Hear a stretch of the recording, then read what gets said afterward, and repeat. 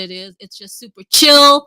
And if you are watching on Twitter, Facebook, different Twitches, and different YouTube channels, I don't even remember where, and yeah, Twitter X, you can see my talking head and Hexadize, So What Music Fest, guy from Texas, Hoddle with a cap. Oh my gosh! First of all, Mhm. hello Hex. Hello, digital film. Wait, I'm gonna. Digi. Go Can for it. you? I'm gonna fix Check, Hex's check. volume. Hang on, hang on. Okay, go. Say Here we go. Here something. we go. What's What? up? How's it going, Hedgie? Digi? Hedgie. Hedgy. Hey, whatever works. If everyone can hear Hexadize, can you please throw a thumbs up emoji? Hexadize, sing or something.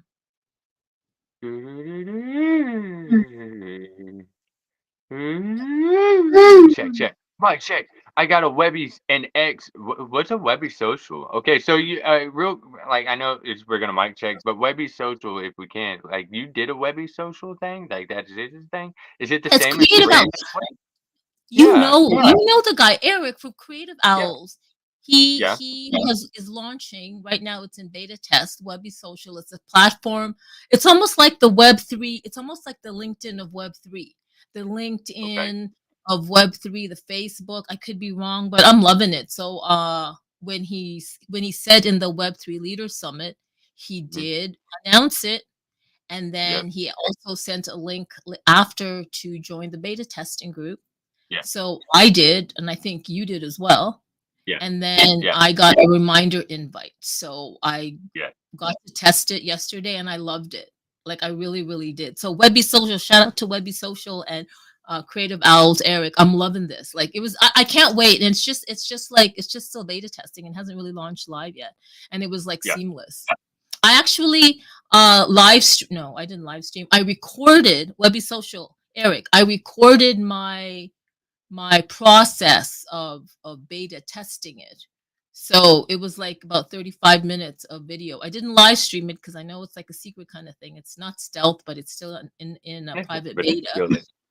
Yeah, but I oh you're just getting My ready. world just fell. I did. You're just, I'm getting attacked by children. I gotta go. I'll be right back. I gotta no, go. are you really going? Come back. You're getting ready for Halloween, No, guys. I'm coming. I'm coming back. I got attacked by kids. I'll be right back though. Okay, come on back. So if you're not watching any of the live streams, so what Hexadize did was I don't know why he's even doing it. He has this I guess canvas or comforter as a backdrop and it literally just went over his head. So that was the snafu. I'm thinking he's got kids. Oh, okay. I guess kids were running. I don't know. I don't even know why he's got that background. I don't know where he is, but it is what it is. So that was what we were laughing at. I do recommend that you watch if you're listening on this Twitter space, then you definitely are on the Twitter X feed of mine, and then you can just click and just watch all the shenanigans because it is a loaded space. I will say that I reached out to Diego and Davide because there was a article from what is that article, guys? And I will. Oh, you know what? I'll pin it. I'll pin it to the top. Yet another. There was an article on Tech Bullion by Ethan Lee, Prime Star, and he, wow, this is not the first time that over has been mentioned in the same sentence or paragraph as Niantic, but the way it was positioned, like it got me really excited because people have always been, not, and by meaning always, I mean in the history of when over was starting to launch their 3D mapping campaign, everybody was like not pitting, but saying, oh, well, like, why is over mapping the world when like Google has like that monopoly and then Niantic's partnering with Google, all that, kerfuffle. And we always say, for those of you that know, is that, well, first of all, Google and any other Web 2 company that is set to whatever they want to map, create mapping data, they are still Web 2. They're not on the blockchain. They're not decentralized. So over is like really doing something unique. I mean, I'm going to say unique, and I know other people will have other things to say about it, but I'm just saying that word right now. I will pin that article to the top. Woo, that's just yet another multitasking tech thing that I got to do. And if you guys do this, you know, like I know the Derby one knows this. Um, he knows because he does this, and also he's having his philosophy in AI Twitter space today as well, and on Metaverse Radio. And I gotta find that post. Please bear with me. I will have people come up. This is something definitely we all want to talk about. I just gotta find that post. It's here, like literally. Let me go to Over the Reality. Carmen, just go to Over, please. There it is, Over the Reality. If you're not following Over the Reality, OMG. Okay, there, I'm posting it up to the top. Well, actually, that is the post that Over did. You'll find it. So I just posted up in the Nest or Jumbotron the post that Over posted, where they shared the link to the Tech Bullion article. I read it. Like, I read it and I loved it. I'm bringing on Hex. I'm bringing on Hex. Oh, okay. All right. So, my bad. I should have fact checked. So the Derby one and Anna Pan's Twitter X Space and Metaverse Radio, Philosophy and AI today, they are actually in the process of moving down to San Diego. So we're wishing them a really smooth move. And so for today's Twitter X Space and Metaverse Radio broadcast, it will be postponed until they get settled into San Diego. I'm bringing on Hex in the live stream. There you go. Yeah, that's right. I just moved all together. You just said so because we do homeschool right here, not just Texas, but I homeschool, right? So there were things behind me, right? That we're supposed to be doing other things. So we thought that maybe we could work that out, but we're just gonna. I'll go outside. They'll stay inside. How about that? Okay, that's fine. It's funny. Honeycomb says classic hexadized experience. Yeah, true. And wow, Webby Social is saying he's watching this live stream on Webby and X. Woo! Oh, we should bring that up. Okay, guys, I know the title was, and I wonder if how many of you got the joke or got the play on words. What was the play on words anyway? Where I said putting DePIN in AR. Get it? DePIN, like the pin, like putting the pin, like a thumbtack pin on AR. Did you get that, Hex? Except I called it DePIN, like like the moon. Get it? Yeah, it's very Anyway, demure, very demure, very whatever that is now. Very like demure. very demure. Yeah, you haven't seen. Yeah, it's just very demure, What the heck? very demure, very. Why are you saying that word? This is the second time I heard that word in relation to whatever the heck I'm doing. Oh, Anyway. because it's the thing now. It's like it's like skibbity, like Tuesday. Very demure. It's very demure. Not Demi Moore, No, right? no, no, no. Not No, just demure. Demi or Demi. Okay, this is turning out to be not an over the reality text space, but just like a hexadized digi space, which is fine. Okay, Hex, did you get to see that post that Over shared? I did, and I think our Hexa made a post about it, and I commented on it. I'm real interested in it. So the whole article is pretty good, and it has been more often, like you said, that the Niantic with Over has been in the same conversation, right? And so, but if you scroll past all the Niantic and the Google and the Apple stuff, and you get down and there's the Over stuff in there where they talk about the deep end, uh, and really just uh, like and it's how do I say the decentralizational side of the differencing between what Over's doing and what like Google or Niantic's doing, right? And just kind of highlighting that. And they mentioned the B2B side, and that's one of the things that a lot of us I think got curious about is like what does that actually mean? There's so many different layers. So we have an ownership layer, but they have their own layer. How does this work? Do the landowners like are they how what is so really curious to see what they actually have to say on all that because they've mentioned it before, and they're buying the map, but now it's like okay, so who's actually doing all with what? I see you have things highlighted here. I have it highlighted. I'm ready. I'm ready. And so I reached out to like this is like amazing. Like I haven't so for I guess a month. Yeah, I guess since August 1st. The last over the reality Twitter space I did for the community was August 1st. Okay. And there's a whole bunch of stuff that happened after that. And then and now here we are. But what's great is prior to that, for some reason, I don't like I think there was a something else happened, something they also launched or over the reality tweeted a new announcement or an app update, I can't remember which, before this space went on.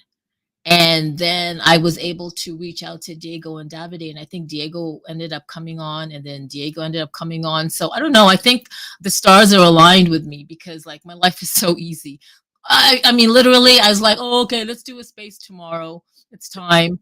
And then because it's September and we haven't done one for a month or a month and something. And then, I say, what are we going to talk about? Let's talk about DePIN and AR, and let's talk about WinTAR Overland, the huge global Yeah. project that you and Honeycomb and a team are set to like to create and launch.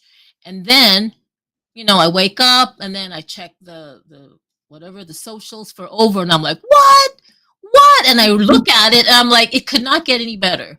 Like having this Right. Twitter space cannot get any better when they launch, when they say something like an article like this. And then so of course I reached out to Diego and Davide and I said, hey, like we're having just like they know we have it, but they're so busy.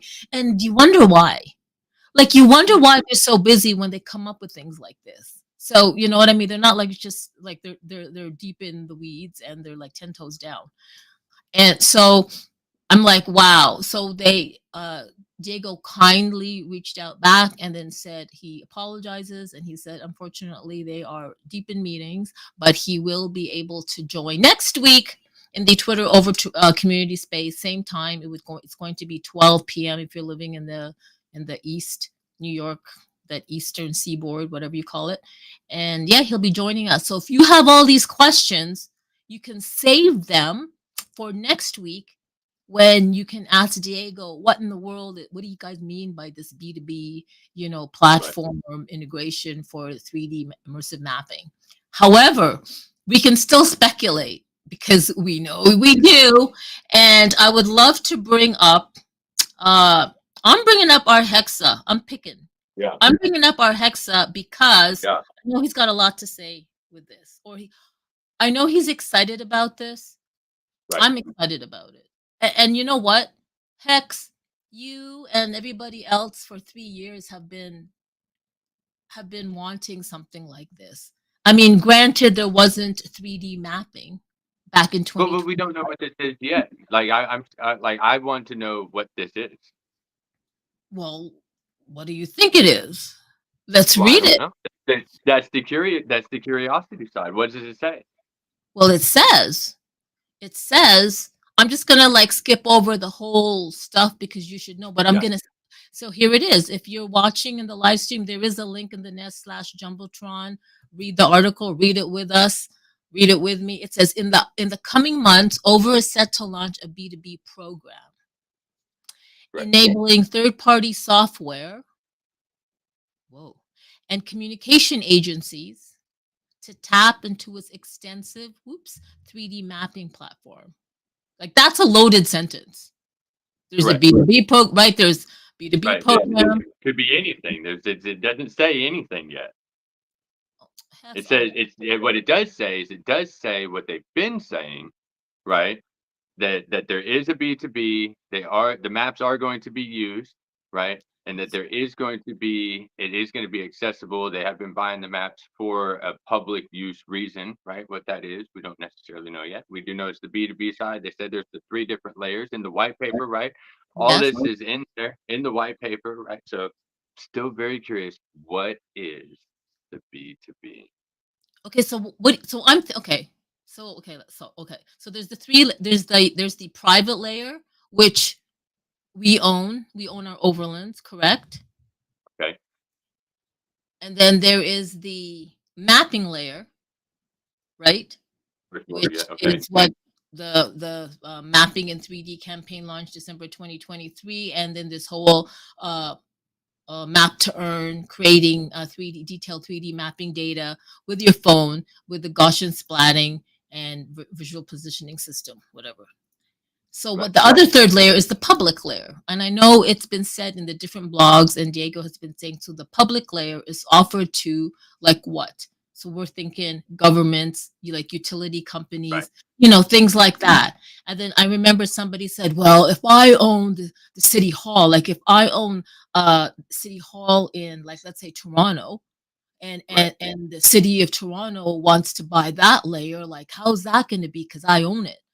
And I believe Right. Diego said something like, "Well, there's the different layers." Correct. Well, and that's the curiosity part is the if there is a layer that these entities will have access to, then they won't need my layer, and they'll just go right past and they'll skip those owners and that whole private layer, and they'll only why would they need to? So if you have a brand like Dr. Pepper, or you have some of these other people, these businesses, and they have a B2B side, so they could skip all the landowners and everybody and just go straight to the platform and so all those marketing teams and businesses that did buy in specifically for this purpose, well, then now they just got cut out by the people that they bought in with.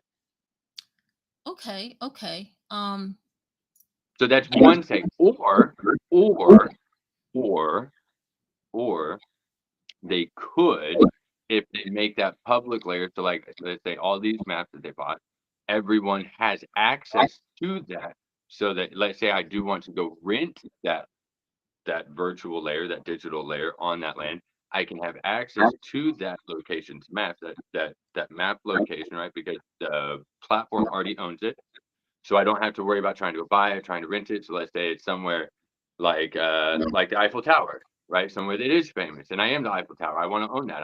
I want to do things, so I can have access to that and not have to try and go through that private layer, but I can go straight through, rent it, use it, and that public utility. But all of the transactions still go down and flow into that private layer. Does that make sense? So Yeah, and then everybody's still correct. So if it could either be competitive or it could be uh communicative. okay, I get it. So that would be between the two scenarios, the latter would be more favorable for the Right, community, right, right? For the overland owners, and then that would be a win-win for everyone, right? right, Okay. right, Okay, so I was thinking that the whole B2B, like I remember talks about like once people realized Over's potential, it's almost like they all had this like entrepreneur inspiration. It's like, oh, what can I do? What can I do? And granted, right, a lot of a handful of people that I know went out and formed like certain companies or projects hoping to use Over's platform to reach out for AR experiences, blah, blah, right, blah. And then we found out that it wasn't really seamless. Like the user experience, the tech was still not quite there yet, and there was a lot of snafus and like disappointments and stuff like that, and everybody was asking, and by everybody I mean whatever, I'm just embellishing, but there was a number of people who was asking Over, like, can we just get a dedicated, like, how when are you guys going to reach B2B, because they always believe that it's B2B, like businesses, because they have clients and customers to come in. And I'm just like, mhm, well, I know we're watching the conversation, and I'm like, yeah, okay, but like, I don't know. I'm just saying that to me, Over's platform is still in beta, honestly, public beta, right, right. no matter Well, what anybody. all of these are. Yeah, they're all. Yeah, yeah, Yeah. So everybody's just hang on to your underwear, hang on to your whitey right. Even tighty, yeah, hang on to your panties, and just go with the flow. right. And we're here. I'm just excited about the B2B part, because actually I know they've said it, but now, and I know there's marketing words like, oh, set to launch when? Next month, 3 months, 3 years, whatever. I Right. get it. But I feel like the fact that they said it now and they've But already they've been come, saying it. Yeah. but not like this in this article. But this is just but this article was written by somebody else that's like you or me, right? that put together that said, hey, this is what they said. This is the information I've gathered, and I'm collecting all of this and I'm handing it to you. That's what an article is. It's someone that's gone and gotten the information from somewhere else, and they bring it and they present it, right? So, and that's what this is. They went and got the information that the team and the platform, the white paper and the last Twitter Spaces and the YouTubes that Diego's been doing, or the thing that they, with what's his name, Paul, what's his name, Paul uh, Barron. yeah, Paul Barron, inside, and they talked about it there, right? But they still, but it's what is it, right? Um, yeah, what is it? What does that mean? What We does will it look know. We will know next week. And this is what. like?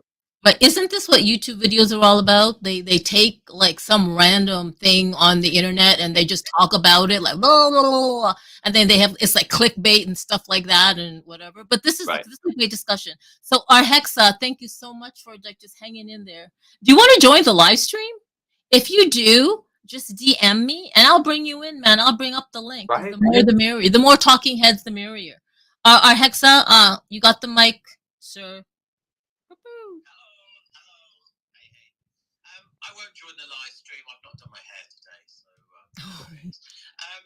no, it is an interesting conversation. I mean, I think you're right. I think Exodai's point is valid as well. You know, how is this move regards to B2B going to affect investors, early investors in the platform? You know, those of us that have purchased land and have sat on those investments, albeit relatively small, for some time now. So I don't think Over is going to shoot the community down by literally selling um, that asset or that first to market advantage, shall we say, to other companies. And just on your point, guys, about Paul Barron's interview with Diego, there was a lot of talk about the Gaussian splatting, and from my understanding, it sounded as if Diego was talking more about selling that data onto third parties, which potentially they could then integrate in their own SDKs, which makes perfect sense, not necessarily in the over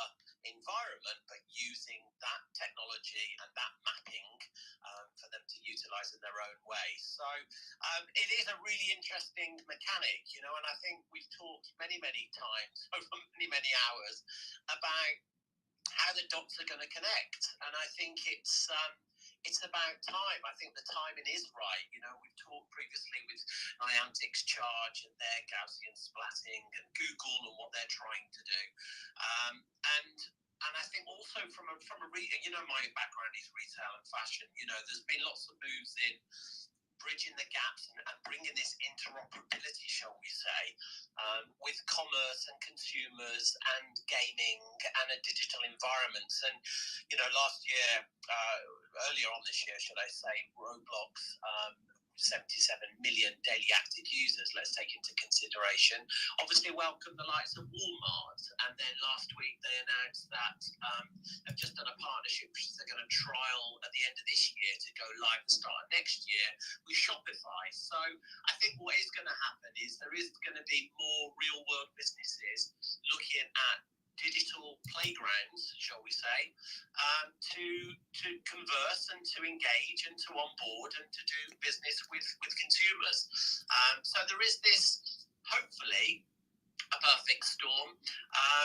I would caveat that though, and I'm probably more excited about some of the things that have been kind of dropped out about how the platform and how the tools that we use, certainly with the web building facility and everything else, are going to be upscaled, because there's some really good stuff out there at the moment. I'm not necessarily talking about Unity or Blender. I mean, really easy to use things like Play Canvas and stuff like that, which is so easy to use. It's that type of ease of use which I think would be really beneficial to the community and people that have bought hexes in the past. And there are other people, snapping at the heels with other solutions. There's a company called Elysium. The guy's based out in Canada. I've had a few conversations with him because he's got a brilliant system which allows you to drop the assets in real world. Now, obviously, that's difficult if you bought property or bought land remotely, but actually, if it's in your own backyard, you can literally go to that area, open up the app, and drop the assets, and then you can connect these different kind of portals, shall we say, which you would use as a connector across your hexagons, which would be brilliant. And then the other company, which again I don't know if anyone's come across, is a company called Illust. And again, I had a face-to-face meeting, a guy from LA. Rob came over to the UK, and I met with him and a colleague of mine in London. And we talked a lot about that system, because what's really cool about that is the fact that there is a patch of land, let's say, but it's split in layers one on top of another. And people would then buy their individual layer on top of another. So there's no conflict of interest with regards to use your analogy there, hexadized, about, you know, the Eiffel Tower or the Champs-Elysees or whatever. You literally, everyone can buy it. You just have to buy your different level. So I don't know. I mean, I've gone right around the houses there, but I don't know how it's going to pan out. I hope quickly that they really do start, you know, I know they've all been kind of on vacation over August, and things are starting to pick up now. I just posted on in the chat there about another article on Twitter X from Professor Crypto, which has had already great engagement. And I think this is what we need now. We need that marketing, that PR momentum. We need that machine to start really getting oiled up now, because again, we are positioned, and we have been for a long time, very loyal to the product, very loyal to the community, and it would be nice for some of those things to start coming through to fruition now. So those are my thoughts anyway. No, I agree. Did you get to hear him, Hex? Oh yeah. Okay, No, No, go on. No, You go on. I was just saying, I completely agree, and I like the B2B side of the SDKs and the APIs, right? Because that makes complete sense, you know. So, because then you can talk. Then we're talking plugging in with the Shopify and Amazon, and you're making those purchases and those things, you know, directly like that. And so, and that's how that part's going to be able to play out. You're going to have the credit cards and you're going to have all that side connected. So yeah, no, if that's what they're saying, then that makes, like you said, complete. That works great. Sharing the API and the local location data with the map, so that the NFTs, let's say because if they're NFTs, and I think that's one of the things that they're really trying to say here, is if it's on chain, then it doesn't have to be platform specific. It could carry over to another platform also doing the same thing. They just have to buy the digital asset that is that map or whatever, and that map comes with this information. Now that again makes sense again, because if I'm going to be able to do that my own self and go remap that location or do those things again as things get updated, as things change, by all means, again, and it keeps that rotating valuation going through there. No, that's a great take on our hexas as well. Our hexa, go on. I just want to add as well, I think we have to take into consideration, as with most things, you know, whether it's a fashion brand or, you know, a consumable, things evolve, right? Business models evolve, companies pivot, there's a change of management sometimes, change of influence sometimes, change of investor sometimes.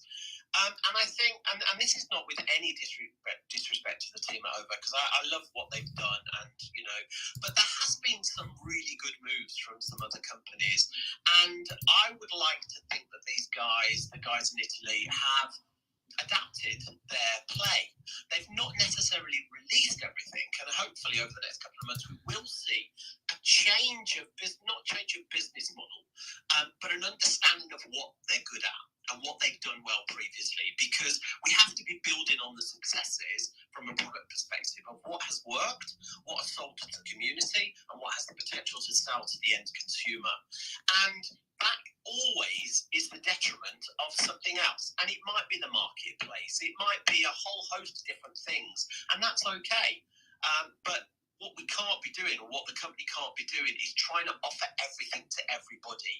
And we need to really fine-tune, iterate, focus on our niche, and deliver on what we can do. And actually the momentum, even through the mapping, has been tremendous. And, you know, we said right at the start, kind of a few months ago now, we had this conversation about content and the stuff that's being produced, not only classy and splat, but also the storytelling with Elias and what Brover's doing and Strawberry and and and the guys in the US. There's some brilliant things happening, and this is really rich content. All that needs to be wrapped up, arms around it, redefined, put out into the world, and then all of a sudden the right types of eyes will start looking at the project and wanting to get involved.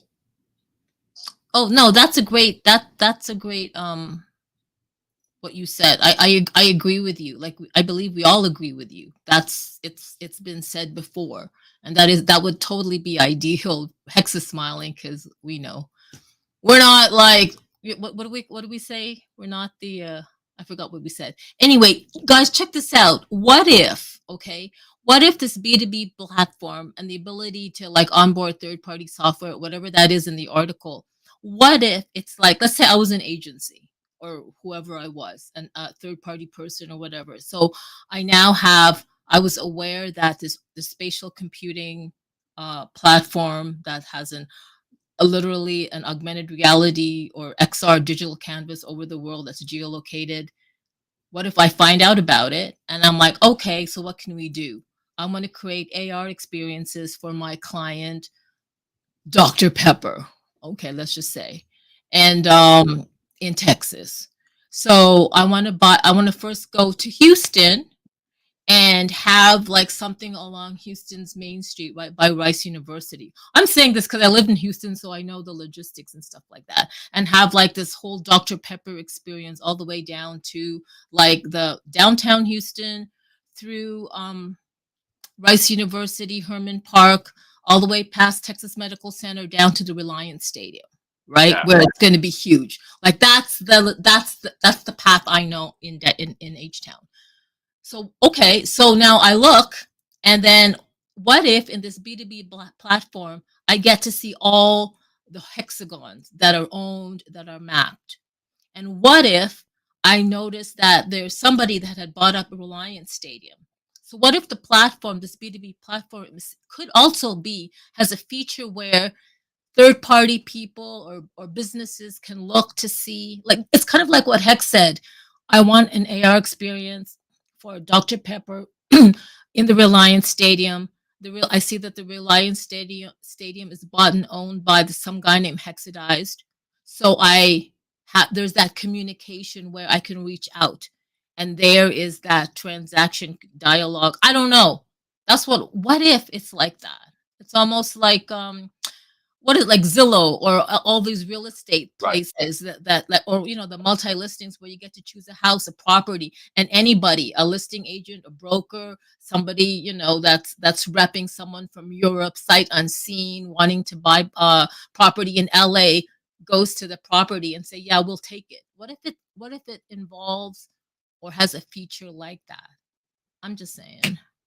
Who knows? Let's wait for Diego to come on next week. So if you have any questions, which I sure we do, just hold on and keep doing your questions. Now, I also wanted to bring up, the whole DePIN thing. So shout out to Elias, the Power Mappers, you, Elias, Brover, and Strawberry for actually like leading the charge. Going an idiot. Yeah. Yeah, Going an idiot.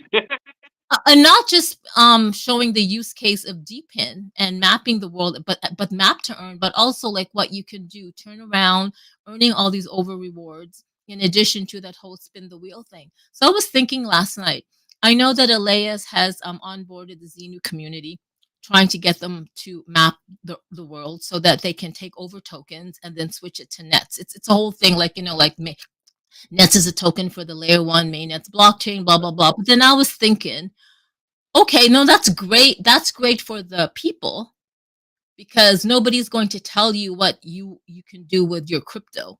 Like 100% nobody can. But then I was thinking, what if I was over the reality and they're swapping over tokens for nets? Like what is that? What is the value? What does that do to the value of the over token? I'm just putting like the over hat on, right? No, so the question you're asking is the question that one of the main questions I had when they first started the program was you were incentivizing people to take the money out of your program.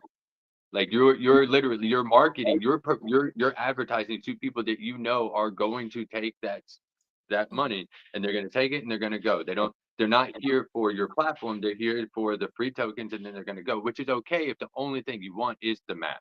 If all you care about is just that map, you're not caring about like retention, you're not caring about your price, you're not caring about anything else, then that's completely fine. Then go and just get that. But understand that when you tell somebody, here's some free money, they're not they're not going to give it back. They're not trying to hang out with you. They're just there to take it and get.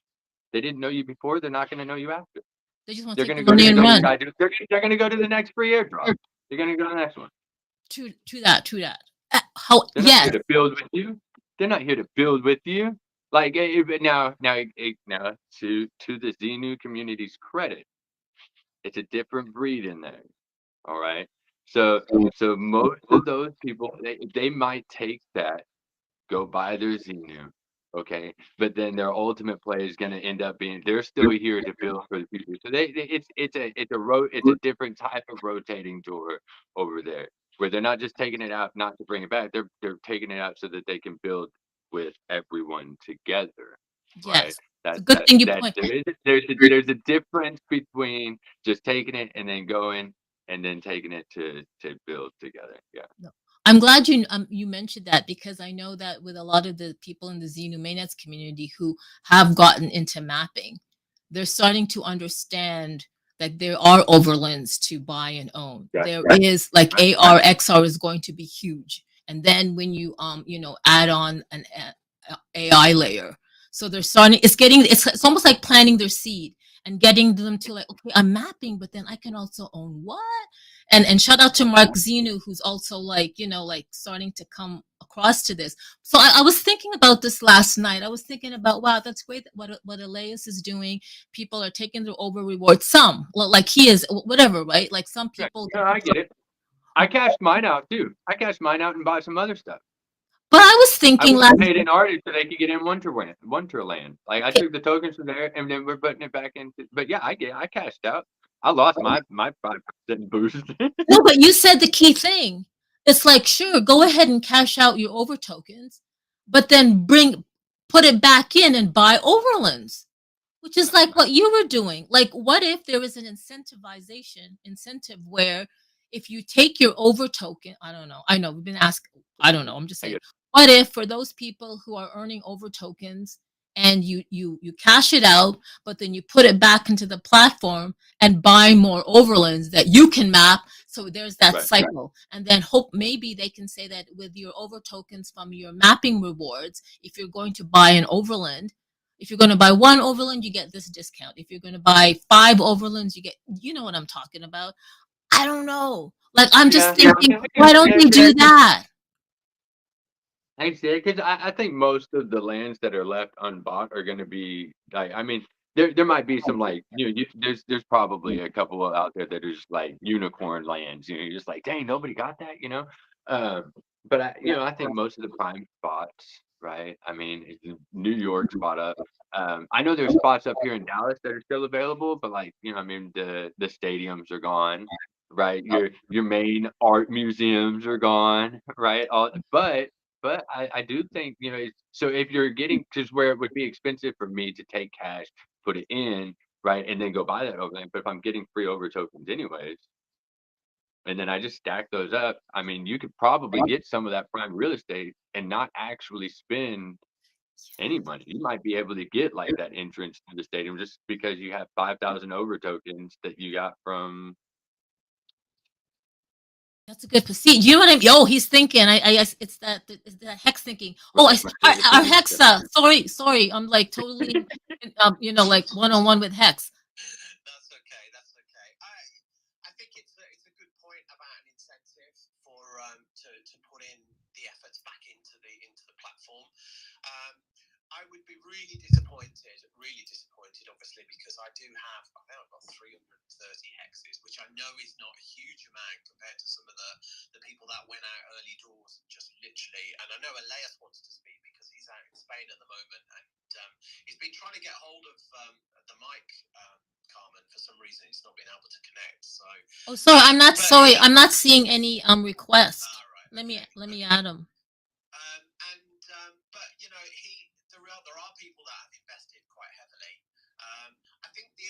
challenge that it would be really difficult if that was the case, that those people that invested early and picked up real estate at a time when, you know, they had the vision, the know-how, the inclination to go out to speculate to some extent, that would be a travesty if that was kind of washed away by a mechanic which just doesn't hold any benefit to the owner of those hexes. And also, you know, going back to the point that you made previously, you know, I've got some nice real estate on places like Harley Street in London. You know, I would love to rent those. I would love to be able to contact those businesses. When me and Elias were in London, we went to Harley Street, we mapped those particular streets with the view of potentially pulling together a 3D experience and then literally selling it into the clinics and saying, look, are you interested in this? Yes or no? No.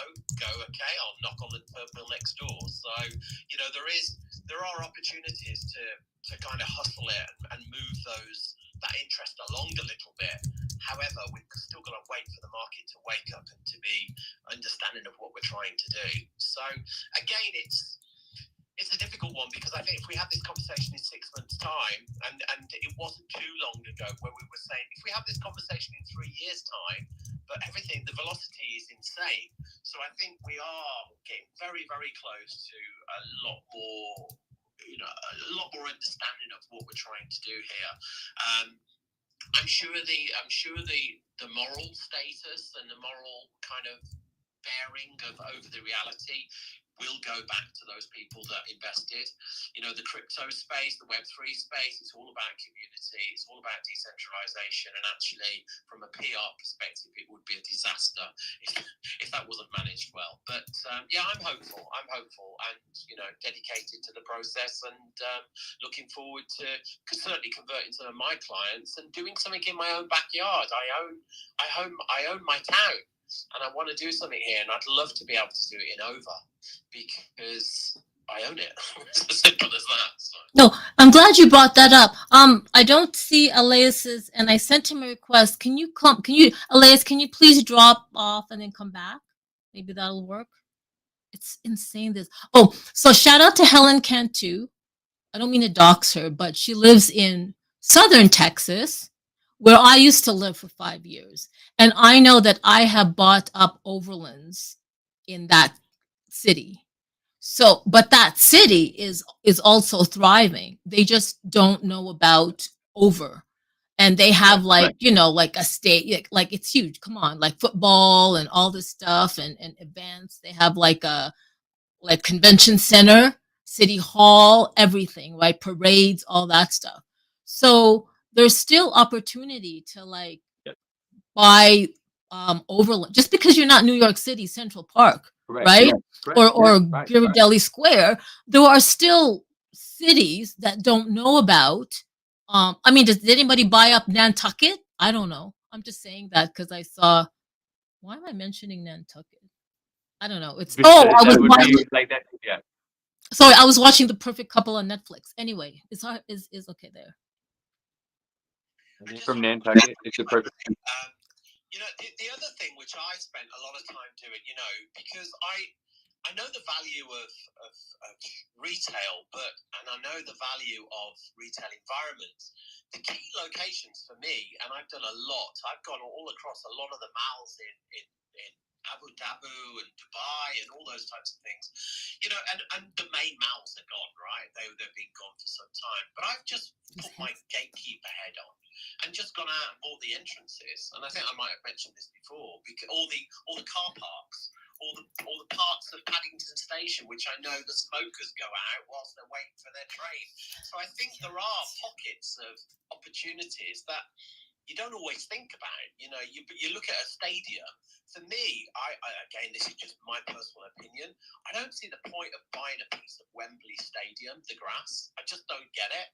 You know, when I can buy potentially the bar area or the line waiting to go into the event space. I think those are much better because they have a higher yield, higher dwell time, and more influence. You know, I think those are the types of hexes, I think, which commercially are much more viable. 100%. Hex is nodding, and we're both nodding. because that's what I did. I went around and bought entrances to things like entrances to stadiums, because when you're lining up, what are you going to do? Open up your phone and check, right? It's a great virtual billboard, like, yeah, entrances to things where there is line up, where there's groups of people just going to hang out for whatever reason. That's perfect. I'm glad you said that. Okay, I'm not seeing Elias's thing, but let's see if I can add him as a speaker now. I'm getting something. Come on, Elias. It says there was an error adding Elias as a guest. Please try again. Okay. Alrighty then. Here, let me check. Okay. Let's try. Oh my goodness. What's up, Crypto Cam? What's up, Honeycomb? What's up, Stilo, LM, Paybot, Derby, Betamike, Altered? I'm just gonna shout out a couple of people as we go. Alex, Thor's Purple, Swavery, James Jones. That's what's fun to say. James. That's a nice name. Who's this? Metaverse Party, Haseba, Strawberry, Stitch, Grover, Joe, Webby. Webby. K-Bot. K-Bot. Oh, good. So I took a screenshot for proof that I'm having issues getting Elias up here. So I actually posted it under the Twitter thing. It's all about data. You know what I mean? It's all about, like, to me, if it's not, yeah, it's, I live in a, I don't think he'll take it personally. no, I know, but Elon it's just, Elon will, and it's really for Elon and Twitter X. That's the thing, right? Elon will. I just want to shout out K-Bot as well. I've known K-Bot now virtually for probably a couple of years. Big participant of a Clubhouse back in the day, and we would go into many rooms talking about fashion and digital. And there's an amazing queen called Ope, who's a stylist, and she's just she did so much great work for community. And yeah, I got a lot of people that I'm starting to reconnect with on Twitter, on X, which is amazing because I've never really used the platform. It's only literally probably been the last 3 or 4 months I've started to get my head around it, and I'm loving it. So yeah, I just wanted to say hi to Chris. Cheers. Oh, that's great. Thanks, Arhexa. I don't know, Arhexa, have you ever met Matthew Lee Rosen or heard of him? So. Okay, Hex, I'm gonna try to find one of his what's it called, AR experiences that's actually on a wall. And can you talk about him? Oh, of course. My pleasure. So Matthew Lee, he's a painter. He's an artist. He's very well known for his bubblegum art in baseball. Okay, so he does a lot of bubblegum art. Like he'll paint bubblegum sticks with baseball.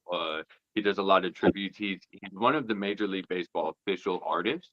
So he does have contracts with them specifically to make those things, right? He does, and he has specific people, collectors that collect his pieces as well. He got into over the reality. He was one of the very first early people as well, and he got in specifically to display. He wanted to do things with the augmented reality, and he was really interested in the mapping side and being able to actually lock stuff down to the geolocation. So much so, when he was in Miami one year, he created the virtual experience and he placed it on the wall. Now this is before it could actually be before the VPS was there, but you could slide it around and set it, and he was able to set it down on the wall, and it worked really well. He's an incredible, and after seeing his work displayed on the wall that way, it really solidified for even myself. I was like, that's the new type of graffiti. That is the new art right there. So what I would love to see personally, and I would love, I don't know if we need to start some sort of GoFundMe, or if really I would like this to be inside the Wintar Wonderland Fund, but regardless of whatever else happens, I would love to get him commissioned to create specifically for some of the Major League Baseball stadiums here in the United States, and have pieces set around, and then have that as part of the overall all experienced stuff. But yeah, so did you find it? Were you able to find some? Because he has some amazing work back in the day. I mean, Yeah. he still does. He still paints. It's not like he just quit. He just he does a lot of physical pieces. So he is very focused on that because he does get a lot of commissions to do. Like he does incredible work. Lots of different types of. It's not just painting. He does lots of things, He skateboards does. and all. So Yeah. what I did was the reason why I know he's done more stuff, but what I particularly liked is he was able to actually get a 3D.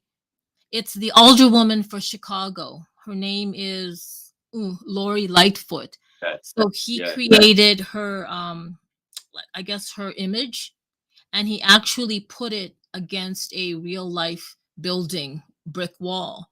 And when you see it, it looks like it's like graffiti art. When you see it, it looks like somebody actually went in RL, got a scaffold, and did that. When actually that is AR. So I pinned it up on the Nest, or the Jumbotron. And to me, I don't know, like I don't even. He said it took a while. He had to keep going back and forth Back to the to actual yeah. space to see to make sure that it was not floating up on the thing of 10 meters away. So this is I think he really showed manually Right. what visual positioning can do for geolocation on an overland, right? I'm going to share that here on I'm going to share it on Here it is. Let me share it for the people in the who are streaming. Whoa. Okay. That's not how we do that. Okay, I'm just gonna share this. Okay, ready? We're ready. So for people on the Twitter space, I posted it up. Shout out to Matthew Lee. Like, I did invite him, but he's so busy. He is like he's killing it. He's got so many gigs. He's like a technical producer for events and stuff like that. So he's like traveling wherever they need like music, light production, and all that stuff. I know you can't really see. Let's make our faces small. Let's put our faces at the top. But that's pretty much what he did. So he took Chicago's alderwoman, uh Lori Lightfoot. He created an image in AR, and then he was able to like replicate what looks like um you know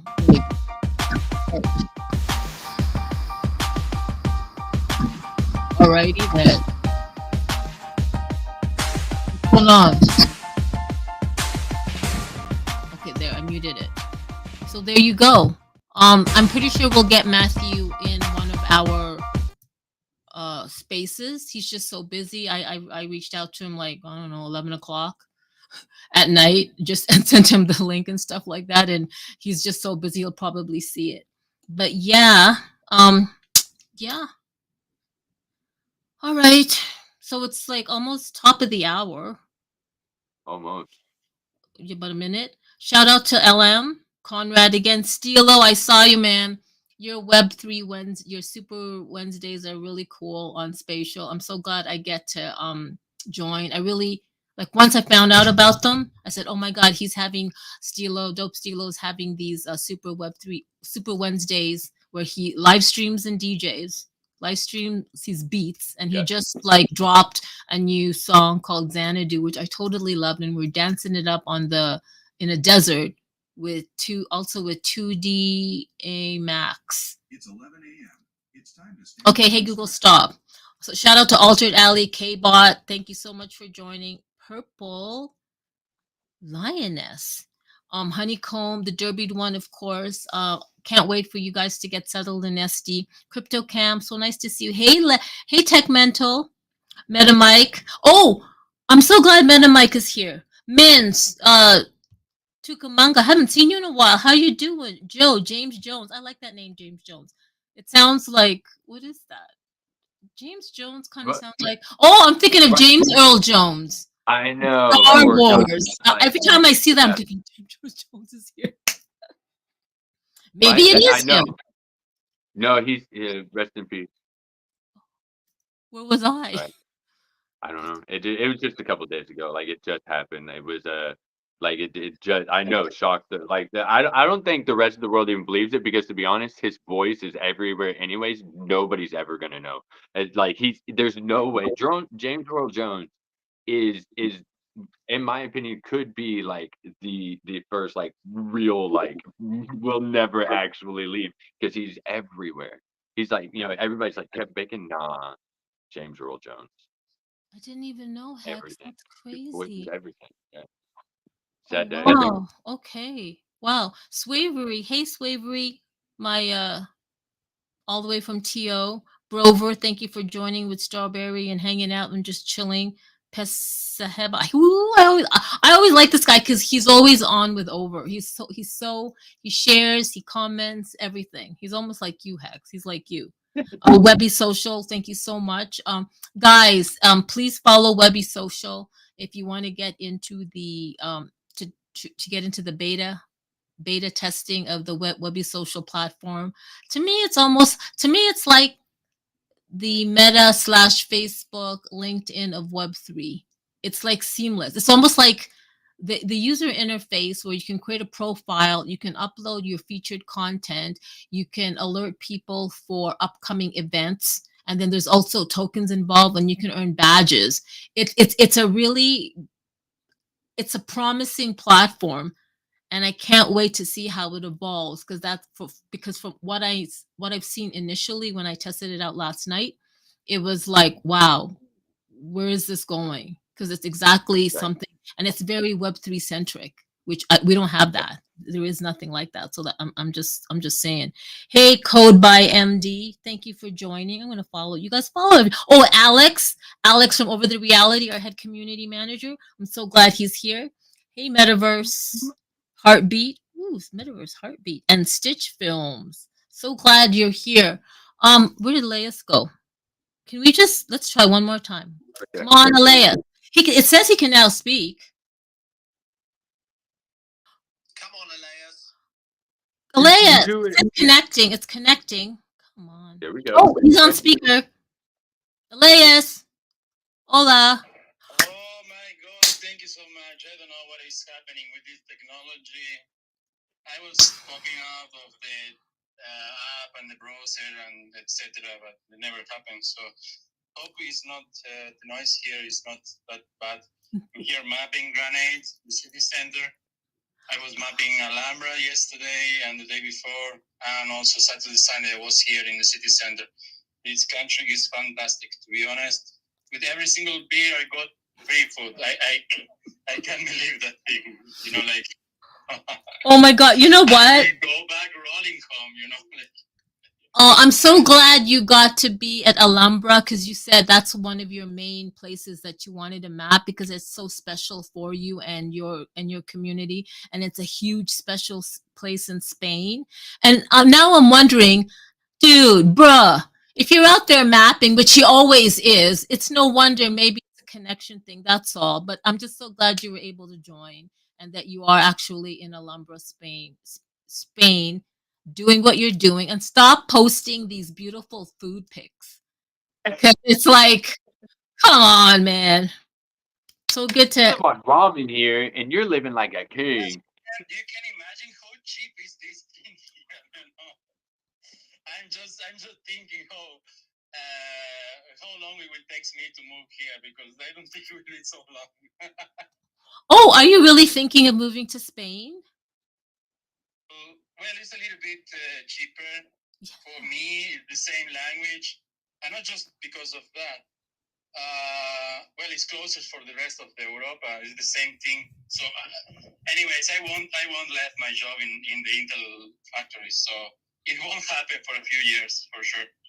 Okay, thank you for doxing yourself. Would Intel have something in Spain or in right? No, I don't think. No, they have a factory in Italy, in India. I don't know where is all the rest. In USA for sure, the biggest one. The other one here is in Ireland. The biggest one is of the European Union is here in Ireland. So Oh. Well, it's a good job for me also because I'm there developing the technology, leading it. Like I'm really know and I'm very in touch with what is happening and what is going on. So about the talk that we was having here today of the battle of hexagons, that's what we be. Not battle of hexagons. We will be battle of layers. So in order to win a battle, you will have to build a best experience. That's it. So what we need is start to build, not just mapping. I mean, like I can map, but I can't build. We need builders. We need augmented reality builders to start to build in over the reality. It's so cheap. It's so easy to do it. I don't know why they are not doing. You can make an easy overlay of a barber shop, of a shop, shops, of whatever you want, of a bakery, whatever. It's so super easy. So whoever is building augmented reality and doesn't know about OVR, they would know. So that could be a good spot for marketing, actually, to go to the augmented reality content creators. You know what I mean? Yeah, that's why we have. Yes, we need more experiences on the maps, and that's also another idea I gave before. That a map that have a experience should pay more than a map that doesn't have an experience. So it's also contributing to the people to start to build experiences. Why? Because a mapper will get better experience too. So it's a win-win for everyone. So why this is not happening is just because it's a lack of communication, and all of who we are here, we know what is. So we will just need to start to build more Twitter spaces and start to build the things we need to build as community. As community members, I'm making a Twitter space in Spanish and in English every Tuesday. This last Tuesday I did it, but next Tuesday the Twitter space is there for us for start to sharing again our mapping experiences and everything, because that's what we need to build more, the community spaces. Yes, and that is why we are having these community spaces, and that is why we have people like Hexadize, who has never stopped building, and he is onboarding. That is why we have people like Soyo and Mince. Mince is already out in Peru, like creating his AR experiences in a coffee shop. That's why we have people like LM Designs and Altered Alley and the Unity. I know that Over just updated the Unity SDK, and I'm loving that Stilo and the Derby One are getting immersed in learning about Unity. Because and you don't need new Unity, like Hex says, like we all know, you don't, as long as you can integrate or upload a GLB file or whatever else files, that's fine, right? But we have the creators right here. There's Stilo, there's Altered Alley, there's Kbot, there's MetaMike, and he's creating like AI assistants. If you were at the Web3 Leaders Summit, he created like replicas of LM, Era, Dope Stilo, Creative Owls, where you didn't even know who was the real person, who was the real avatar. You walked up to them and you went up to Dope Stilo talking to him, and then there's Dope Stilo talking over there. That's how amazing MetaMike has been able to create these like AI assistants in a virtual world.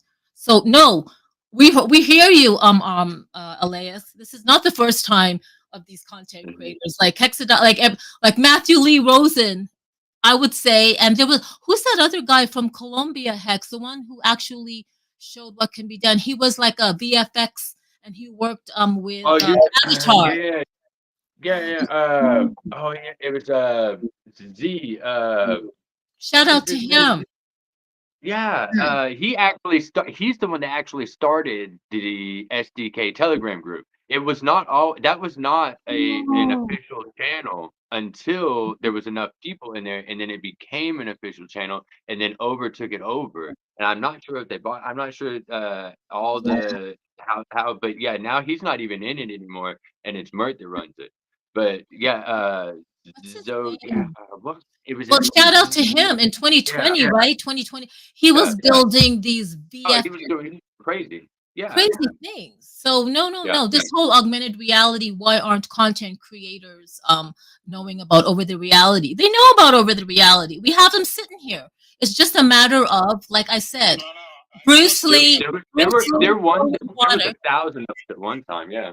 Right, All exactly. of them, I know them. We already talk about them. We shout out about them every single time. Every single time I make a video, I post video of the people who already made content here. I know all of them. I'm not talking about new people. Okay, then. New people. And that's what Hex is doing. That's what a bunch of what he's him and Honeycomb are actually doing this huge. Pardon me. Why are you so angry?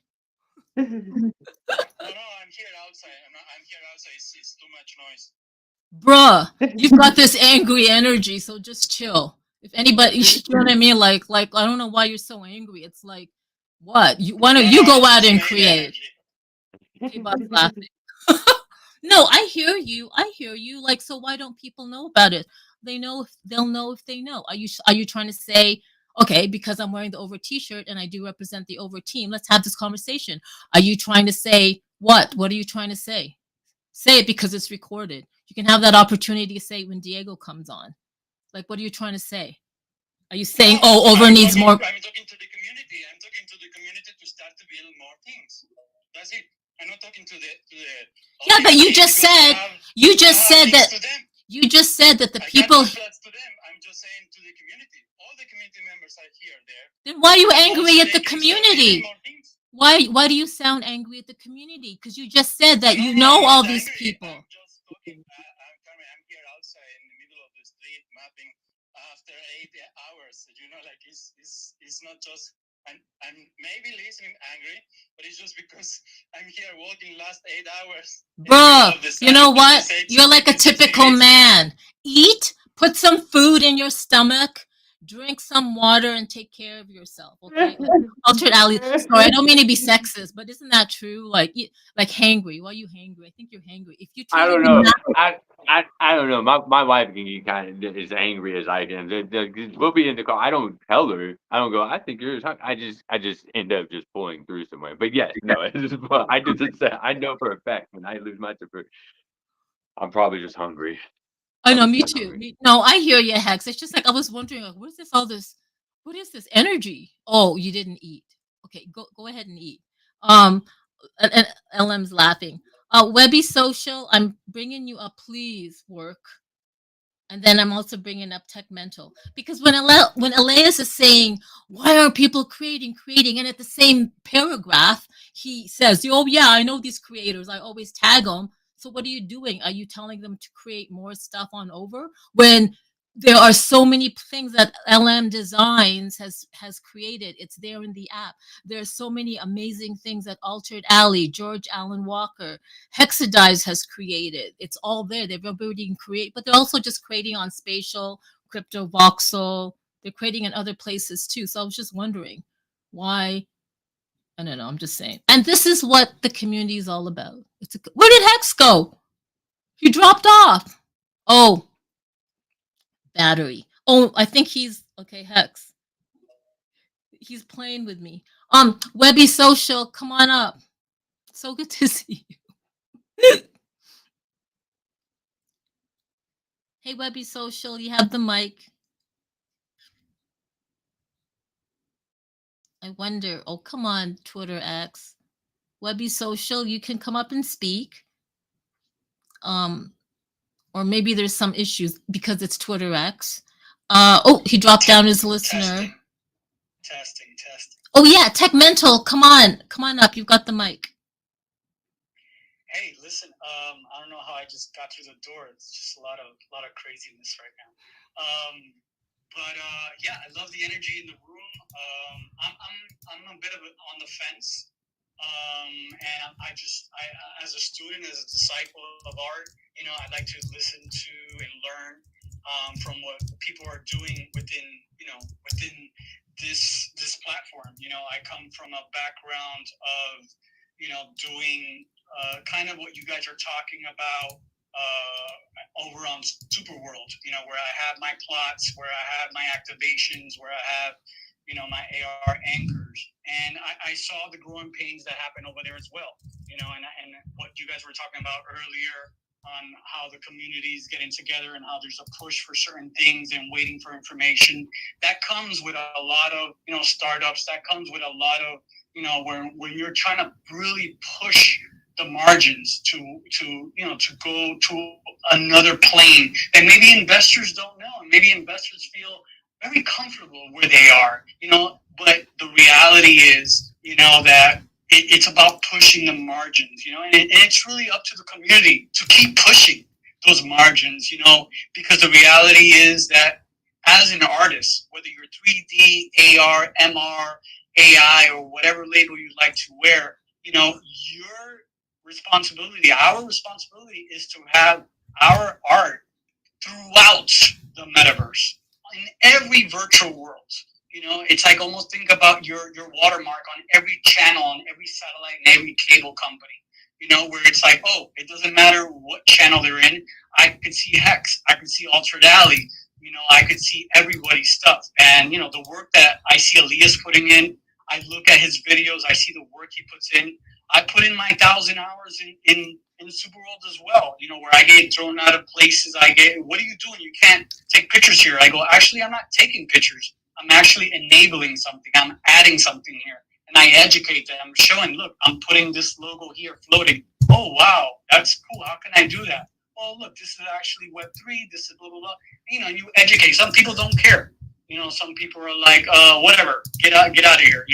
Where it comes to mind that maybe in the future, we will see one day the sign that says no AR zones, right? Because that's when the layer 0 and the layer 1 comes into references, right? Of what this B2B thing really is. And again, we've seen those kind of growing pains in other platforms where it's like, whether it's Gucci or whether it's Disney World, they want to be layer 0. They want to make sure that within their boundaries, it's their content there.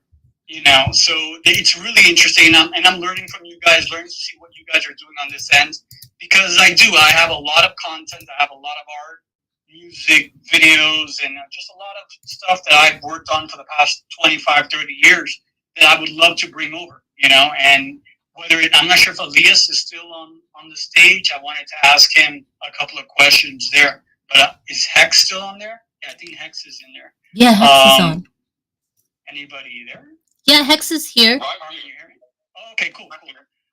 Yeah, I wanted to ask you, hey, what's up, man? I want to say what's up to everybody as well. I see Stilo, Altered, Honeycomb, Meta Mike, Leah's down there.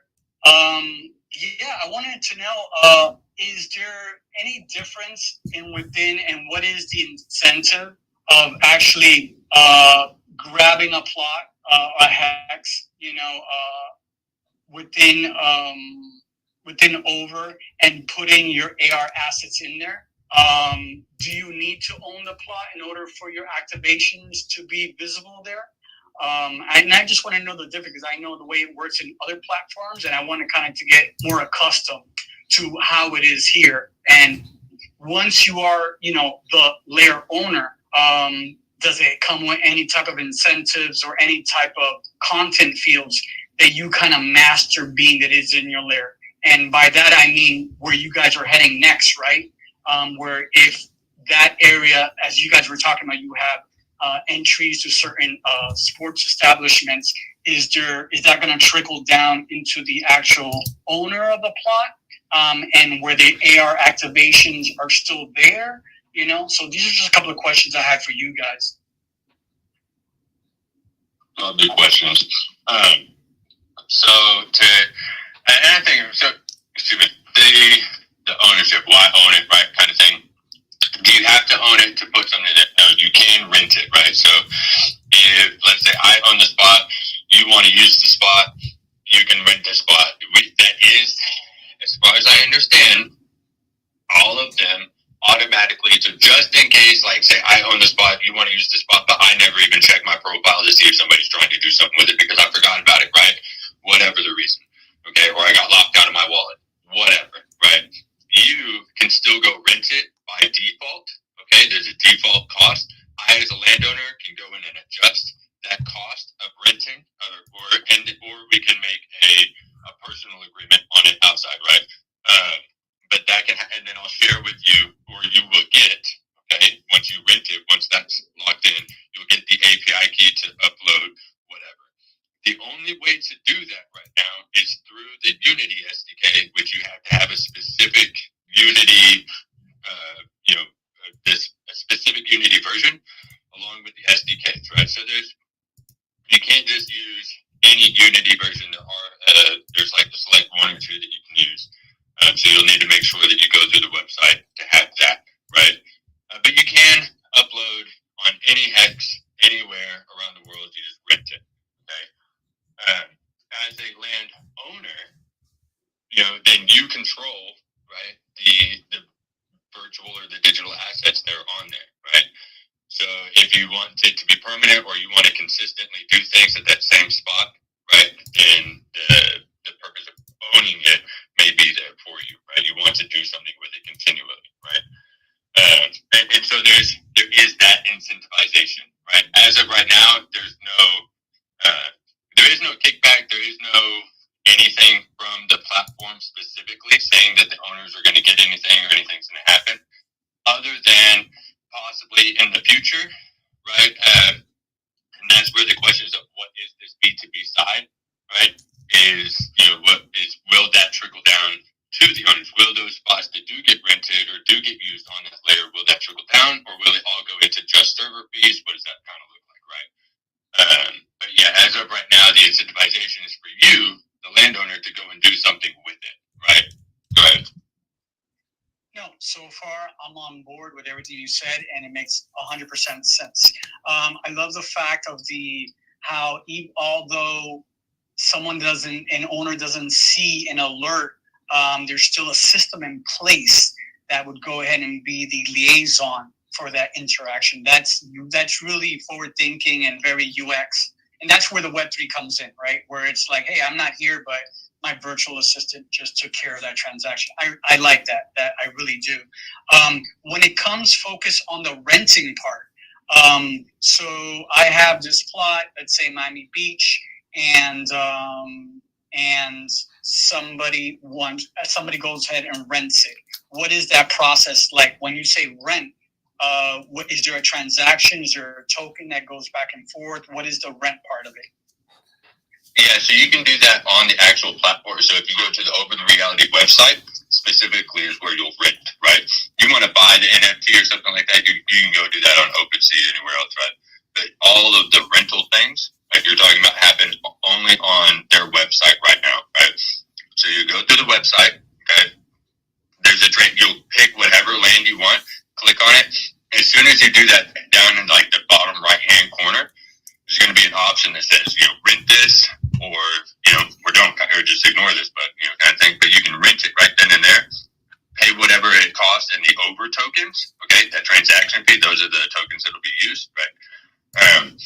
Pay whatever it costs inside of that, and then, boom, you'll get your API key and do whatever you want on whatever dates you have set for your activation, okay?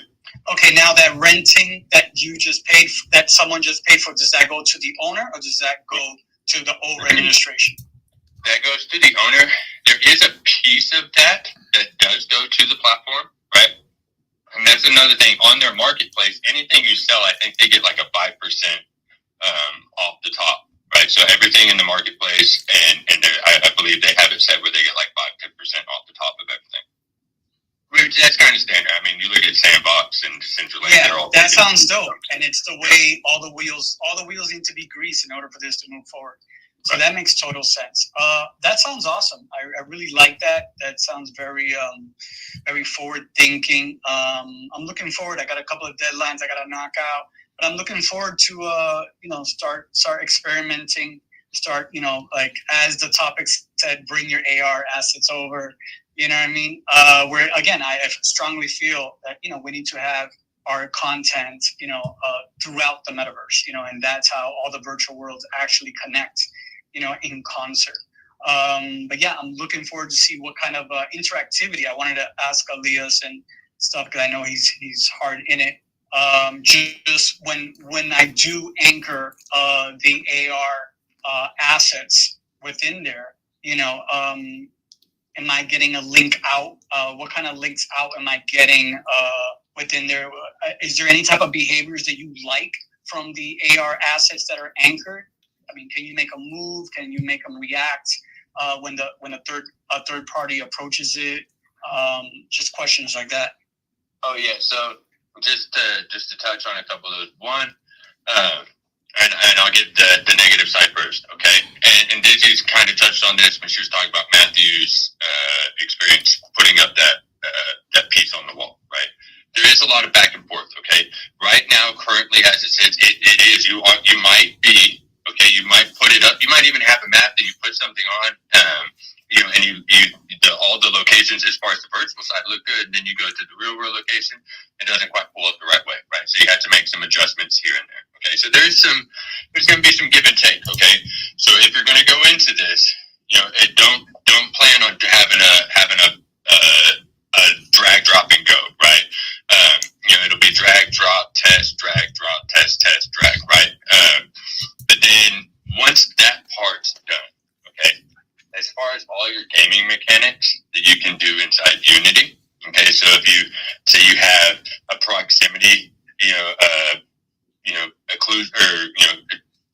there's a word I'm looking for, but a collider, right? Somebody walks up to it, boom, they collide with that, and then it activates this thing over here, or they step inside this part of the space, and all of a sudden the flowers grow, right? Or they push this button and they go out to that website. Okay, all those mechanics are still there, right? So it's what at that point it's your imagination. There's some things you can't do in there, but most things are operable inside of their SDK. That sounds very dope. I'm very hands-on. So with the ones that I have close to a little bit over 180 activations. There were a couple like lost in the mix when Superrule went from Ethereum to Polygon, but I actually have the coordinates, so it's about recreating them. I love being at the place. I love the fact that if you try to put something over the horizon of the ocean, it doesn't take it, stuff like that. So I know with Google and Adobe Aero and Niantic, there's more of an interface browser for those mechanics, which that's cool too, to kind of get the ball rolling. But I really love the fact of being there and actually anchoring this thing and knowing that I was there and I did it, and then not just that, but having the geo reference to it, because the reality is today, which is not a bad thing, I'm not putting shame on anyone, the more people the better, but everyone is tinkering with AR, and it's like, hey, check out my AR. You scan a code and it's like, okay, cool, but where's the geo reference to it? How can the third party see it? How can somebody re-experience it when you're not here? That should be the goal of every aspect we work on moving forward, taking stuff off the screen and putting outside. I see the stuff that you guys do, whether it's voxels, whether it's Decentraland, whether it's spatial. I watch you guys, and I love what I see. And what I would love to see is taking that environment that you created in there and bringing it over here, and taking the environments we created outside and bringing it in there. In other words, there are no borders. And that's something that I would love to team up, with you guys and work on, because that's what I would really love. Because I have, let's say, 6 galleries between Tezos and Ethereum galleries on Cyber.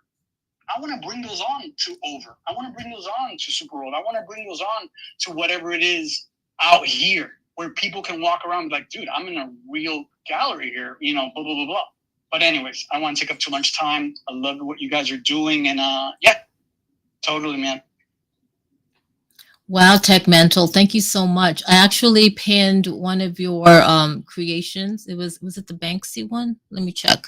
Anyway, up on the Nest, in addition to on the live stream. No, I think you've answered Elias's question when he says, like, why aren't people creating an AI? Why aren't? Well, first of all, because there's so many platforms to create that while many people have created AR experiences, and you can all see it in the app, it's all in the app. There's like hundreds of AR experiences, and people continue to create.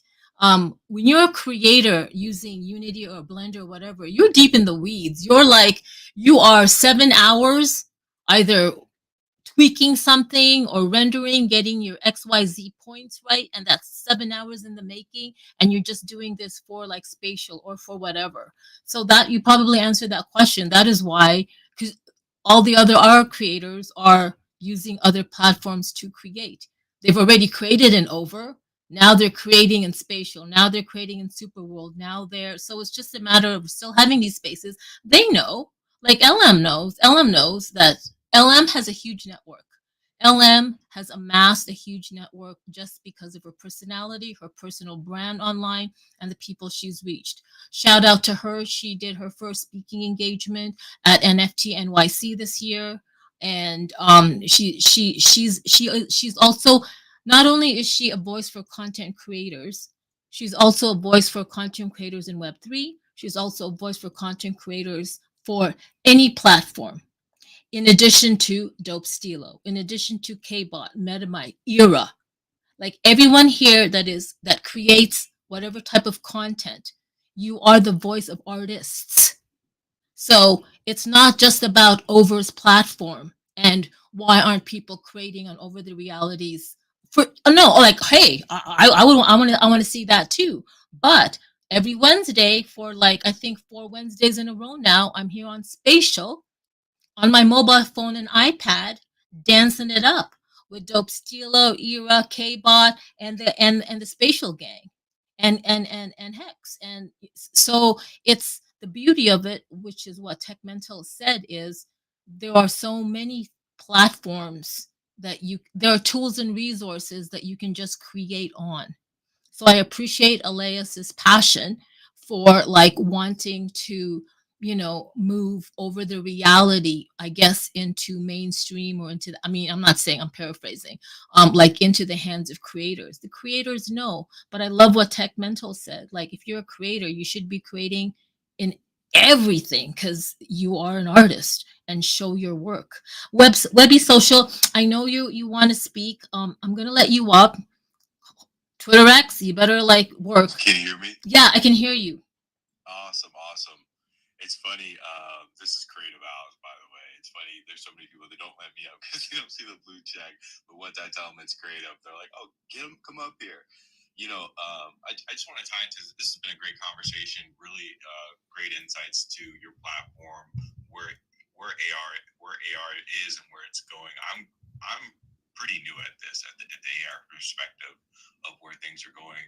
What I've seen recently is the advancements and coming in wearables. That's something where I've seen it completely take off. With if you guys have ever heard of an Apple Vision Pro or Quest 3 Throw 100, if you guys have ever heard of these things, these are some of the new wearables that are coming out that are really onboarding a lot more people or getting more people onto AR. Like myself, I'm just speaking for myself to kind of integrate the whole experience. Now there is a lot of platforms that you can build with AR, but also the wearable part. I think a lot of people are using their phones to scan that we talked about, or check out physical assets, with your phones. But I think the wearable part of it is going to be, I think, the next iteration of onboarding it even more. And now that you have things like AI tie into this AR perspective, this is really going to transform the entire industry. And you guys talked about the B2B, which is with there's a lot of people are spending money on. Trade shows are going to be different. How we interact at events or at the mall, data visualization, training, manufacture, logistics. These are all going to be new tools for us to use in the future around augmented visual aids, right? And it's just the very beginning. And the fact that you guys are talking about it, it gets me very excited because it's a whole new realm for businesses creating. And we talked about the artwork, right? As content creators, we're always looking for ways to express ourselves or be able to dive people into our thoughts and processes, and creating, these type of experiences is the next iteration of content creation. I know LM Designs, I was expecting to see her last week at the Washington, D.C. Art, Pancakes, and Booth show, and I know for a fact there was no one there that was going to do augmented reality except for LM Design. But that just lets you know how far advanced some of our creators in our community are and what they're thinking about. So again, great discussion.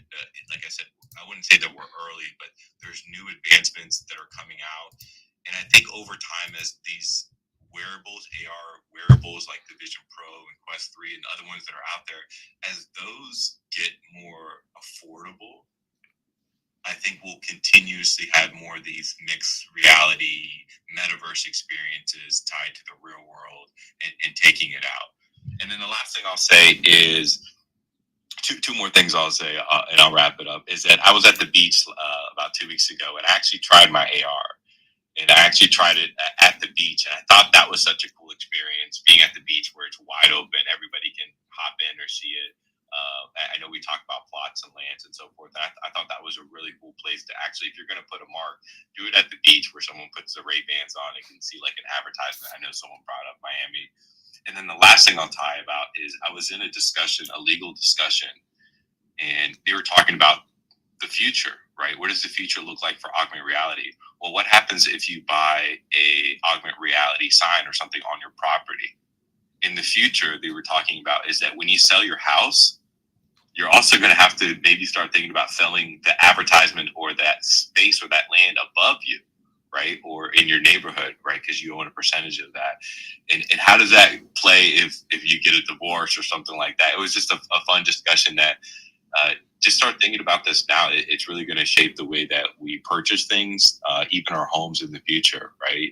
If you're buying land. So great discussion, Carmen. Awesome job, Hex. Great job. Just wanted to tie in and just say what's up with everybody and keep doing your thing. Wow, Eric, thank you so much for joining. Yes, I do know that you're Creative Owls. I do know now, as of Tuesday. But I love that you're coming on with Webby Social. I also have, I think I pinned it. I actually have it on the live stream, but I will pin it up on the net. So everyone, please follow Webby Social. Go to the website in their bio. Click the link on the website in their bio, and yeah, become a beta tester. And give Eric your feedback. The more the merrier. Tech Mental, I know you wanted to like say something. Yeah, no, that was great insight from Eric. Definitely check out your stuff. And I guess I'll reverse engineer from where his last thought was. That's a great, actually, analogy of the airspace. I mean, you here in the United States specifically, if you own your property and you own your land, you know, you are responsible for that circumference, for that plot. But what a lot of people don't know, especially new homeowners, that they don't own the airspace above their home. You know, that's something that actually needs to be bought. That's something that the city actually owns, where it gives an incentive to the building of the plot adjacent to create a taller building where they could see the horizon, they could see the sunset, they can see the ocean, where that's how it's actually marketed. And that's something we need to think about as well. When we're building experiences, which I learned a little bit when I was part of the Decentraland in 2019-2020 Arts Village designers, where, you know, I was designing stuff when there was hardly anything there, and I thought my stuff was so dope. And then a couple of months later, I come back and they build these huge things over me, and I look like a little outhouse. But it was cool. It was a good experience. But bringing that into kind of back to what Elias kind of was talking about, because for the work hours that we put in, whether it's in Unity, whether it's in Photoshop, whether it's in whatever Blender, you know, we also have to put in that work in building the value of our hexes, of our plots, right? Because in order for that to be valuable to somebody else wanting to rent there, they have to see interactivity. So getting as much work and putting as much stuff in there where somebody would go, because at a certain point, I'm not sure if it's already there, there needs to be a heat map, right? Where you're going to see how much metadata is on this particular plot. Why is there so much metadata on this plot? Because metadata, you know, we're talking about, is it iPhone? Is it Android? I mean, who's here?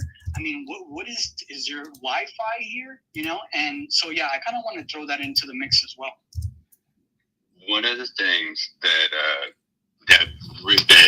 really blew it out of the water, like you said, is having that data point, right? That how many people actually came in.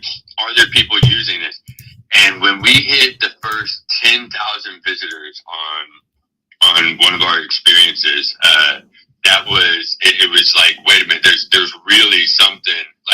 10,000 different people came through and got on this app and opened up this experience and jumped through. And like you said, it can add value. So like if I take that same plot of land, right, and there's one that I have at Disney that's got like 5,000 plus visits on it.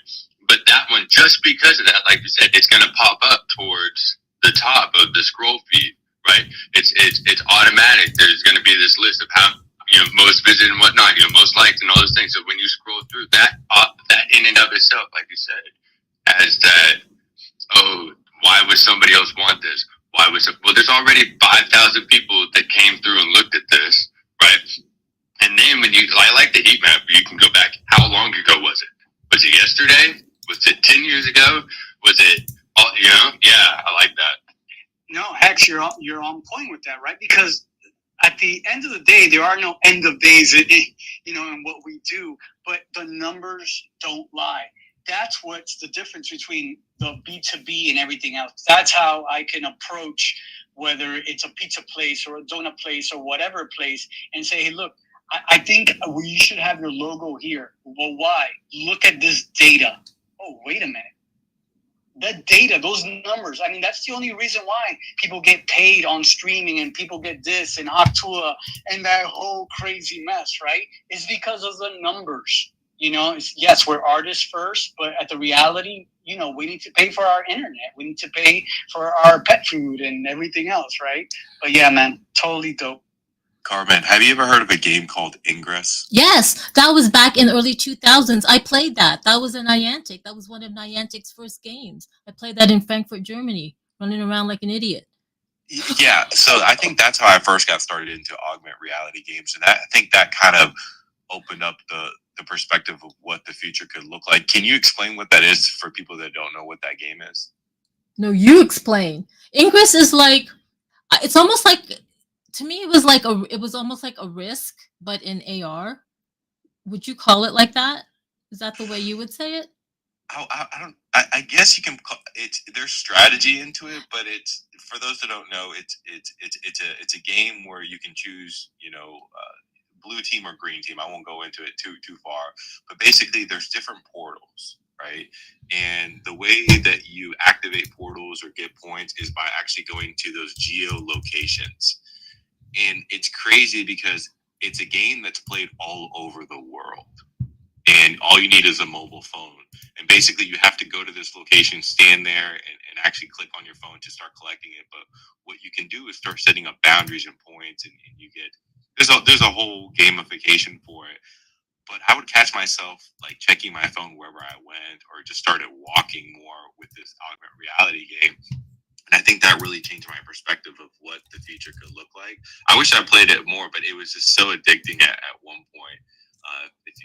Have you ever played it, Hex? I did, but so because you're right, you get stuck, and then but it's gonna make you're gonna end up getting in your car and you're gonna go play it. Did you might be laughing? I don't know, because I do. Once I get out, I'll put my kids and my family in the car. If it's worth it to me, if it's fun or exciting, or they're into it as well, and that's the beauty of things like that. That's what we liked about it. We could have one phone, but everybody could be involved, right? It was a whole family activity type thing where you know what I mean, and it was affordable, okay, right? It didn't cost. For me to take my family out to a baseball game, I had to take out 2 home loans, and then just to be able to pay for the hot dogs. But to go do simple things like games like this, right?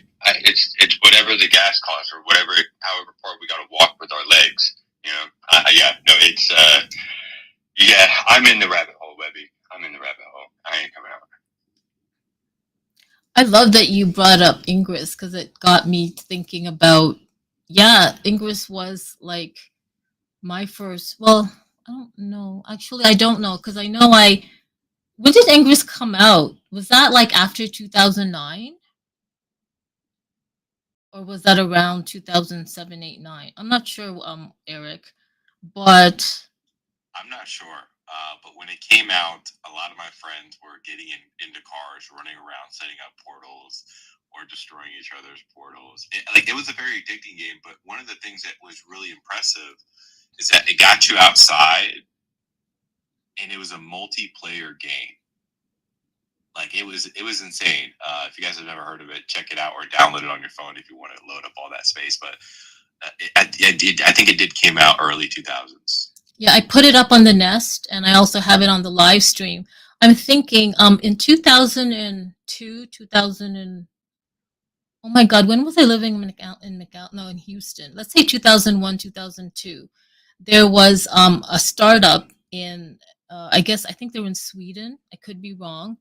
And they were called Plazes, Plaz or Zes. And what they did was they were a location-based platform where if wherever there was Wi-Fi, it kind of like identified Wi-Fi hotspots, and wherever there were Wi-Fi hotspots, you can claim it. So you could claim the place or plays. Get it? Places. And this is what I'm taught. So what I did was I downloaded the app, and my neighbor at the time, shout out to Jerry Villarreal in H Town, I introduced him to it. So he loved it. So because he literally was he had a marketing agency working out from the top floor of our duplex. I found out that the more places I'm very competitive, so it's like that. It's like the more places you claim, you're on a leaderboard for H Town. There's a global leaderboard, and there was like a country leaderboard and a city leaderboard. So the fact that I introduced places to Jerry Villarreal, and because he could I was a nurse back then, so I had 12-hour shifts, and because he could easily like hop on his car and claim all of it, you know what I did? I called in sick one day, got in my car, and drove to every single Starbucks location in the H-Town area, within 610, outside the 610 loop. Like that's how competitive I was, because there was no way that a guy who was not that tech like me was going to be like the head of Houston, even though there was only 2 people who knew about the app. But that's how crazy it was. I called in sick from nursing just so I can get on my car the whole day and claim every single Starbucks Wi-Fi hotspot. I think what is it? Computer City. I can't remember what that thing is. Anyway, whatever place had a hotspot, even the local mom and pop shop cafes, I would park my car, check to see if they had a Wi-Fi hotspot, and then claim it on places. So that's just reminded me of that. Yeah. Did you ever get paranoid seeing people walking around? You're like, oh my gosh, they're on the opposite team. They're gonna try to hit my portal. Yes, and that's the thing, because I had a friend who was living in, I can't remember, and I said, don't you come to stay where you are, and we were getting competitive about that, so I had to stop.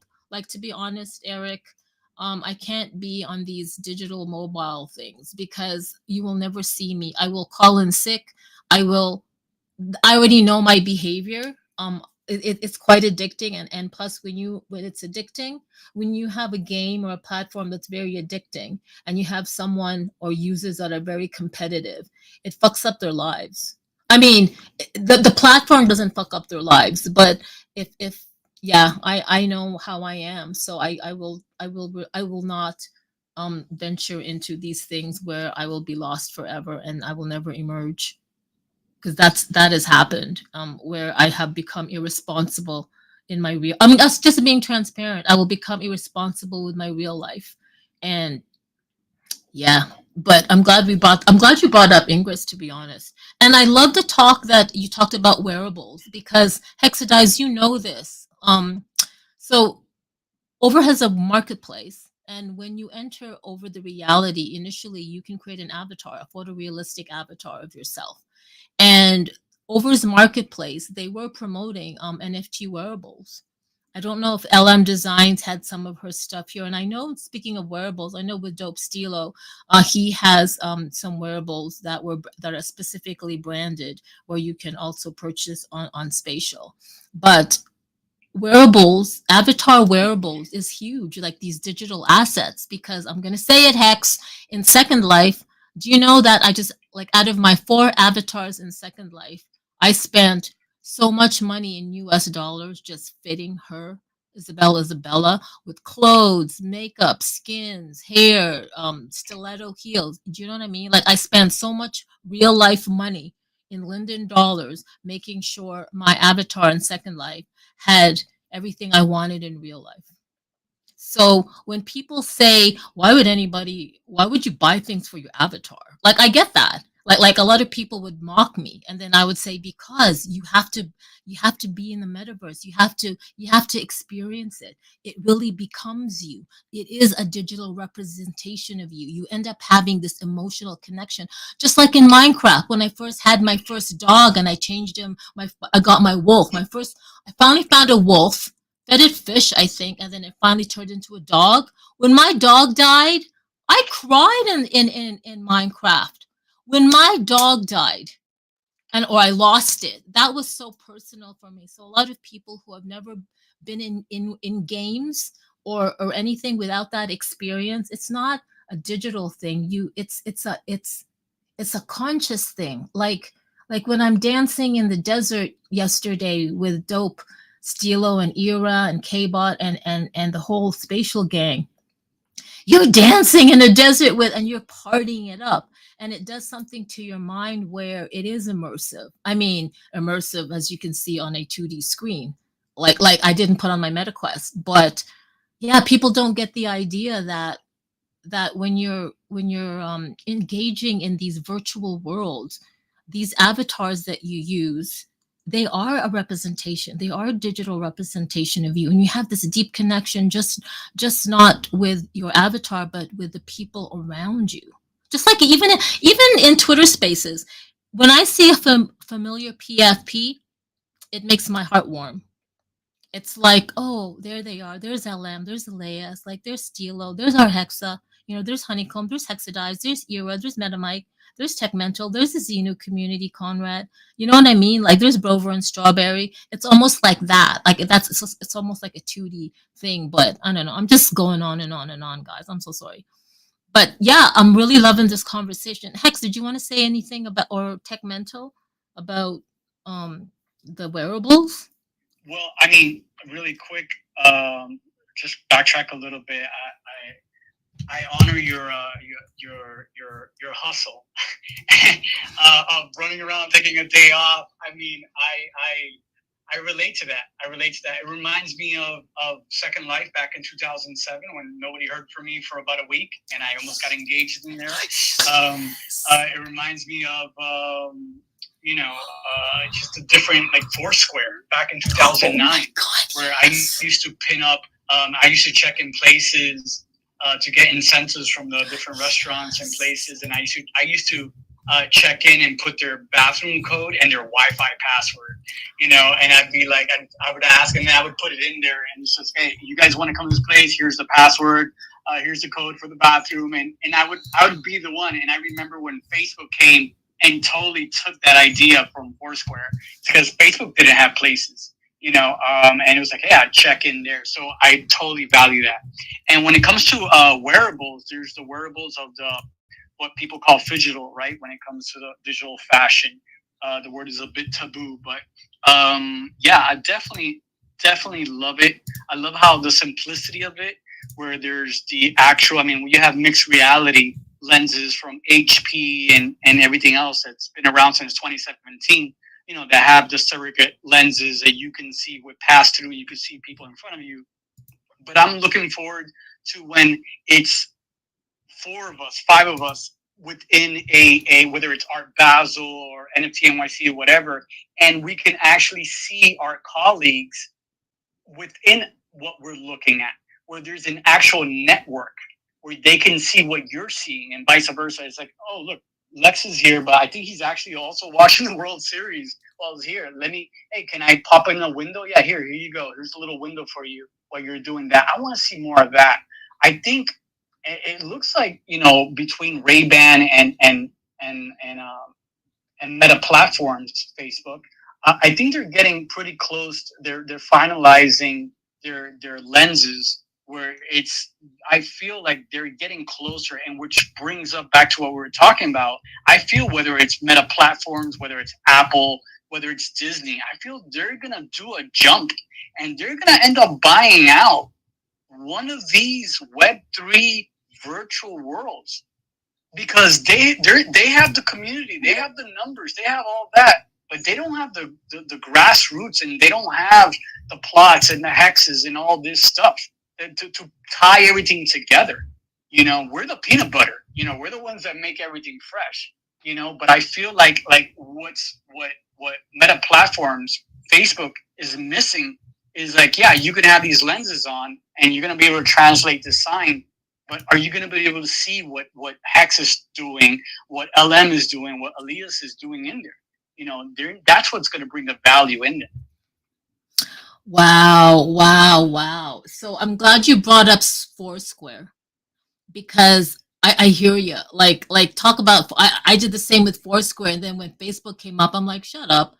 Like, where's Foursquare now? They got bought out. Like, and here's the thing. Like there was I know, like I know I've always said that all these technologies that we're seeing now, they're actually there were startups before that pioneered these technologies and platforms. The reason why they no longer exist is because, funding, number one, the devices, the tech wasn't there, the hardware wasn't there, the software wasn't there, the graphical user interface, the video cards, whatever that was. But yeah, I loved Foursquare, and I was so sad that they're no longer, like, I don't know, they switched to something else. But I love the whole Second Life thing. You got lost for a week.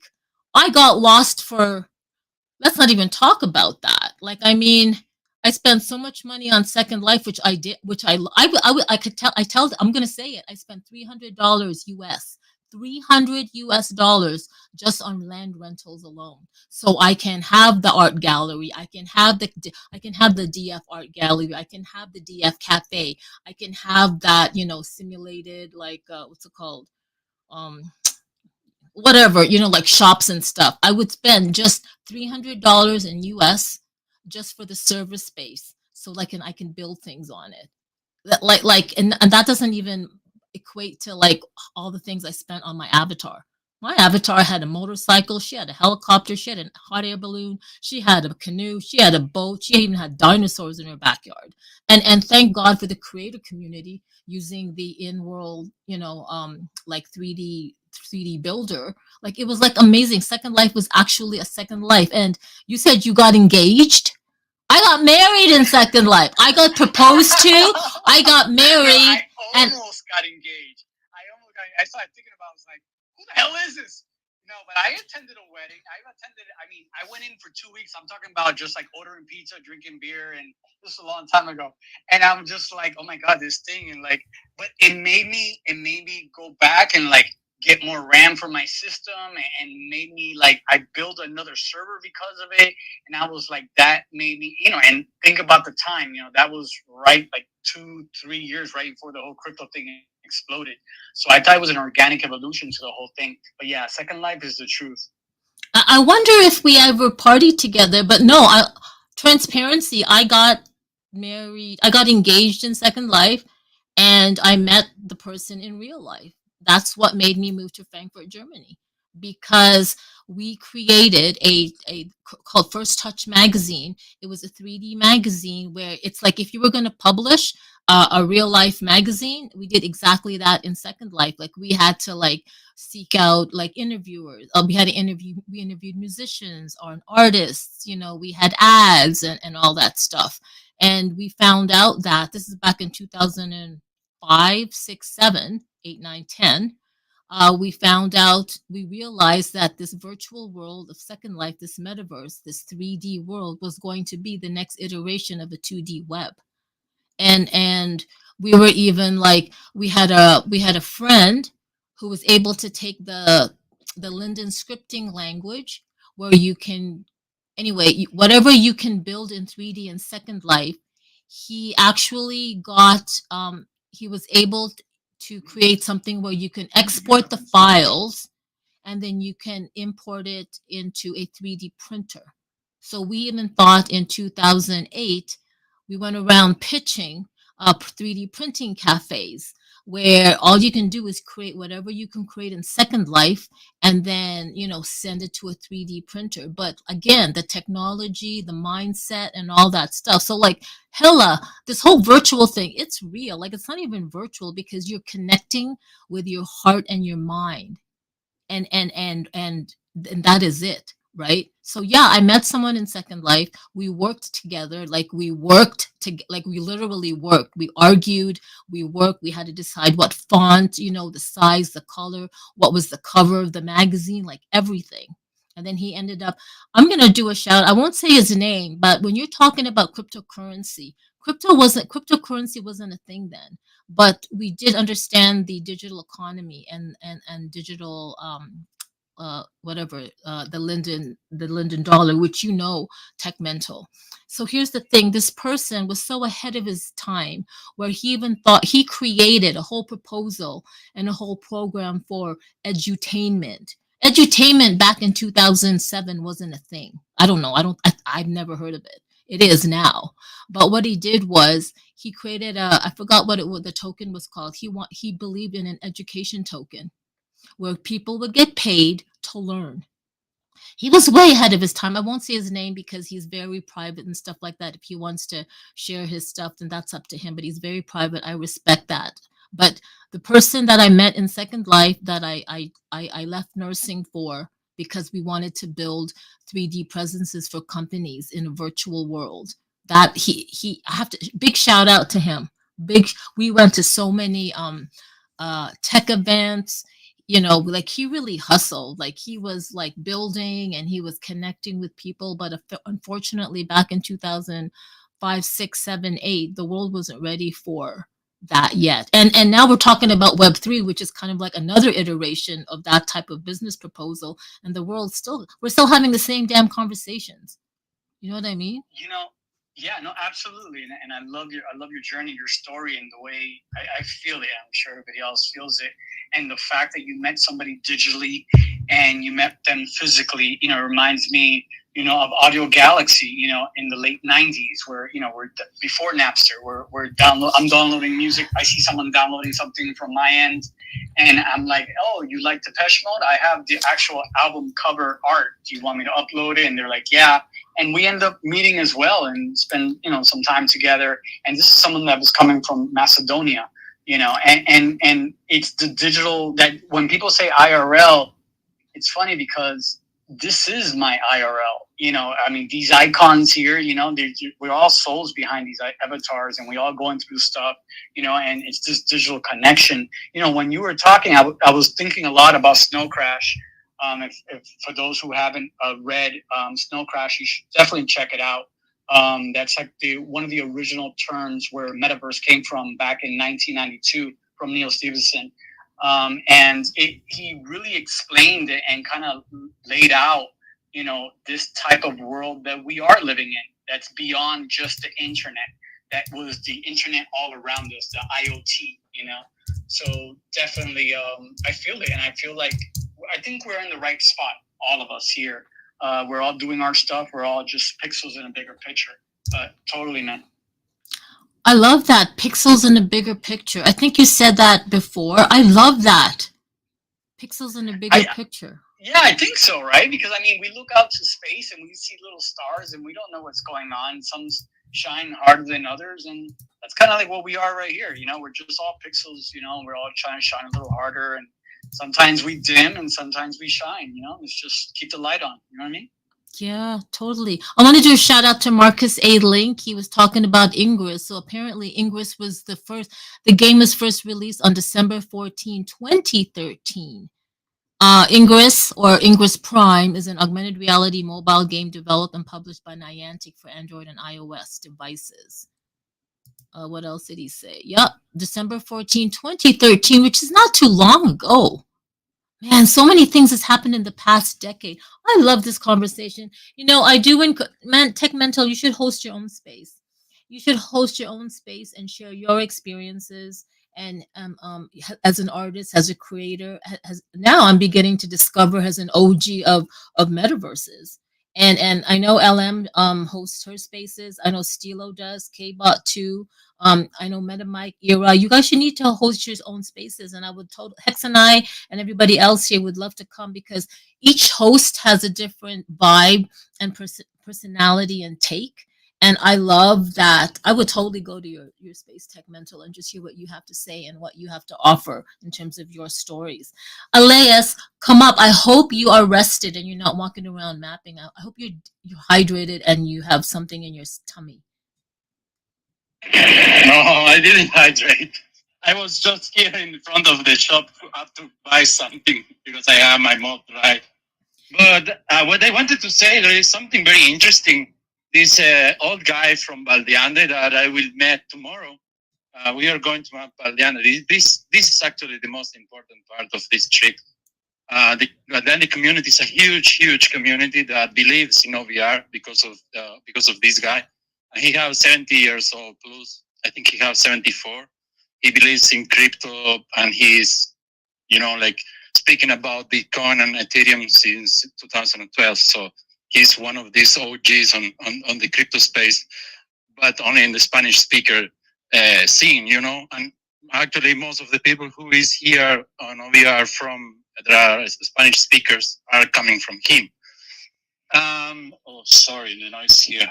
One of the most important things he is sharing on this last 2-3 years since we have this scenario in the worldwide is that the brain doesn't know the difference between real and not real, and that's why you could cry when you see your Minecraft doll dying, because for your brain that is totally real.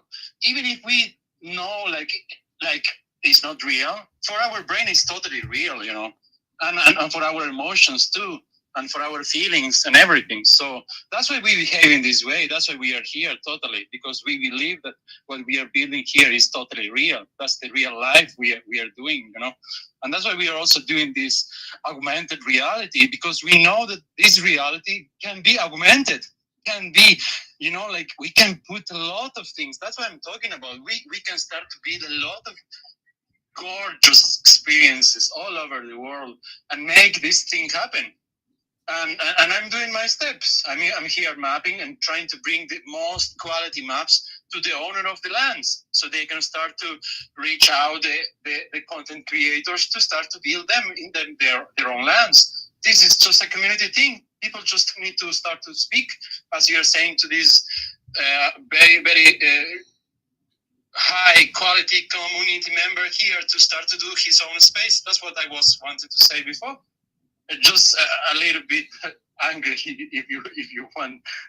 Sorry about that, but well, it is what it is. I'm here, rocking the scene and making a lot of things here outside, dodging the cars. No, and many other things. Yes, you know behind the scenes what is happening too. no, I totally know, and I know you're. I know your heart is so into the creator space, and and everything you're doing with the 3D mapping. I know that your intention is not just 3D mapping and getting over tokens, but it's really empowering other people. And I hate the word empowering because everybody uses it, but oh well, I used it. But it is exactly what you do, and that's why you are a very valuable thing to the community. But I also know that you are mapping in the middle of trying to enter Twitter Spaces, and then you forget you're mapping. Like, I think Elias I think he's clocked like maybe under a minute he can map. Like he's crazy. He's a power mapper, but the speed is is out of this world. Is because his brain already has that. It's a lower brainstem function for him. No, I'm not doing it anymore. I'm doing maps for 10 minutes, almost like 5 minutes, 10 minutes. I'm taking much more care than before. Okay, but sorry you gotta sorry eat. for that surprise. But you have to take care of yourself, my dear. All right? Because I get hangry too. That's why it's easy for me. When I'm hangry, I just won't go online. Right? Like, you don't know me. Poor Kiki, poor my little dog. But like, I get to be like nice and kind and everything when I can. But no, because you're actually you're walking the talk, Elias. But you gotta eat, please. Like, please, like, hydrate yourself too. You know what I mean? And please wear sunscreen. But if you believe that sunscreen is just covering, the good things of the sun and your pineal gland, blah blah blah. But no, you're so right. And I know Tech Mental agrees, and I know LM Designs agrees. I know everybody here agrees that you're right. The brain doesn't distinguish between what's real and what's not. It's whatever That's how manifestation works. That's why, and I know Tech Mental we can have talks about this, and also Eric, Webby Social, LM Design. See, Moon, shout out to Moon, Era. I know everybody, Dope Stilo. You guys are on the same page. When you're creating and you're building, you're really like I can't even say it enough. It's like when you're creating and building. When I enter Era Labs Gallery, when I enter LM Design Spaces in AR and her space in Spatial, when I enter any one of Stilo's events, you are there. And you know what? I can't, it's too much. I can't go on and on. I'll just let people talk because I can go on and on about this. Tech Mental, what did you want to say?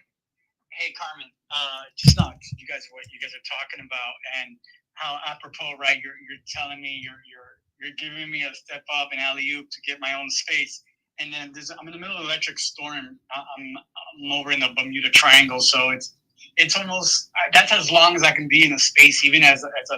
And we have these rogue storms that come through the bay here in Miami, and it's just crazy. But anyways, no, I feel you. I feel you on the digital emotional.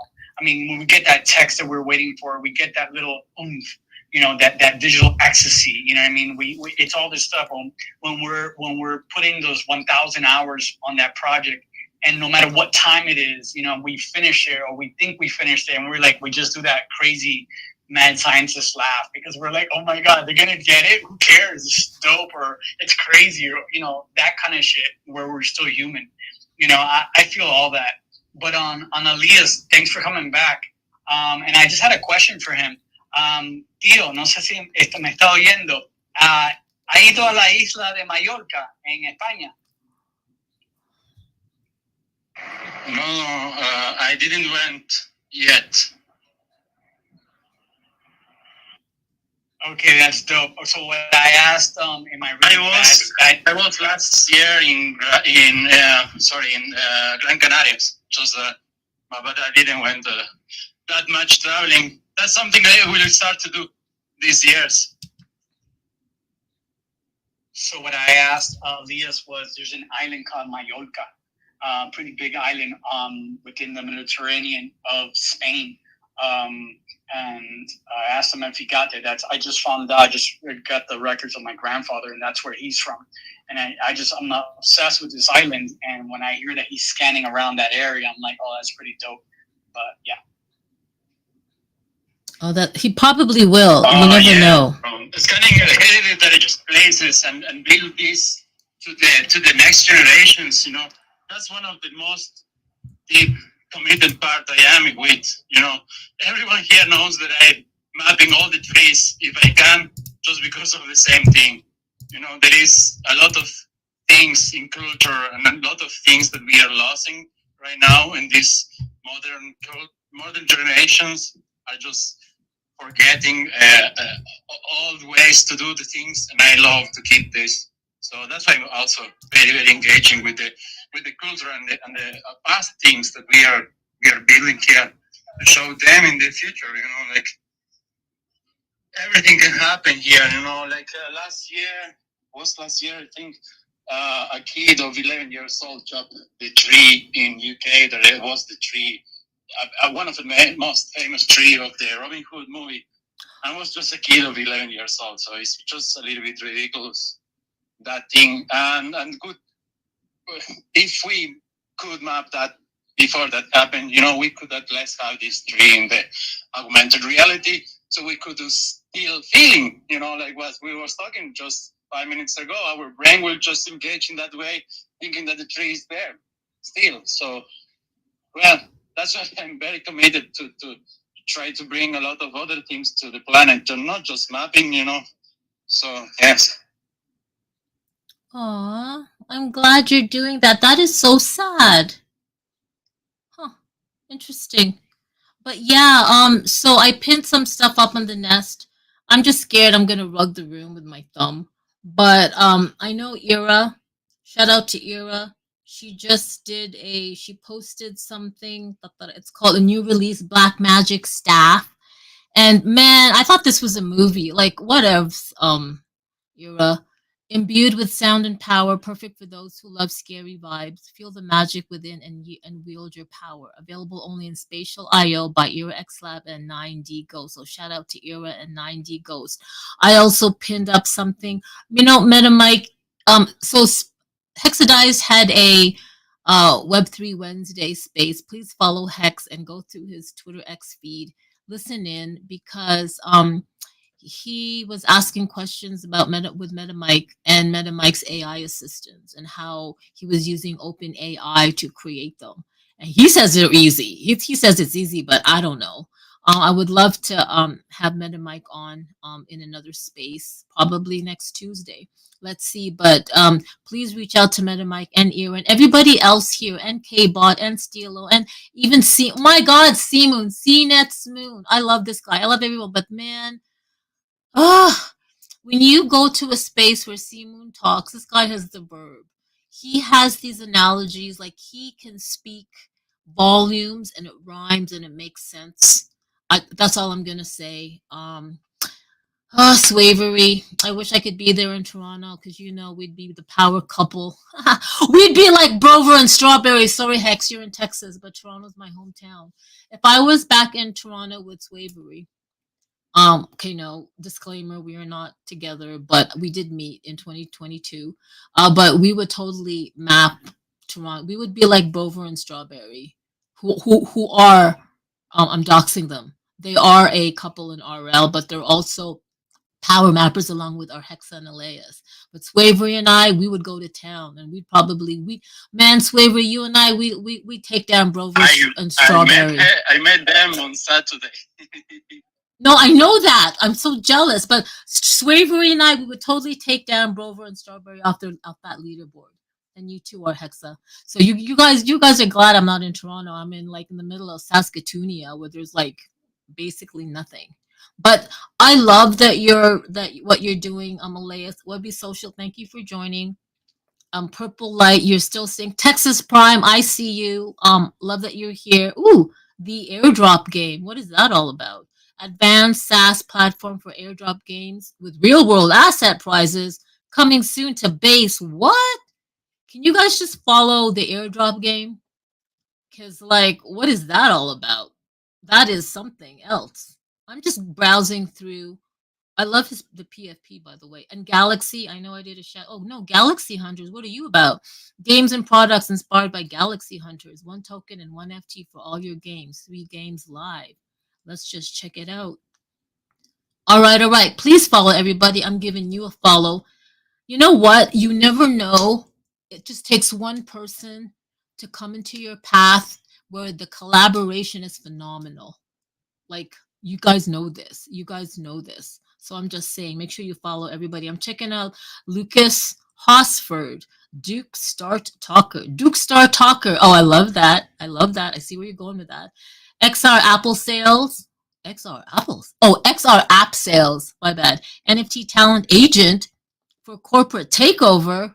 Hey, Hex. IP rights vendor for annoyed pandas. Bamboo. What? Hang on. Oops.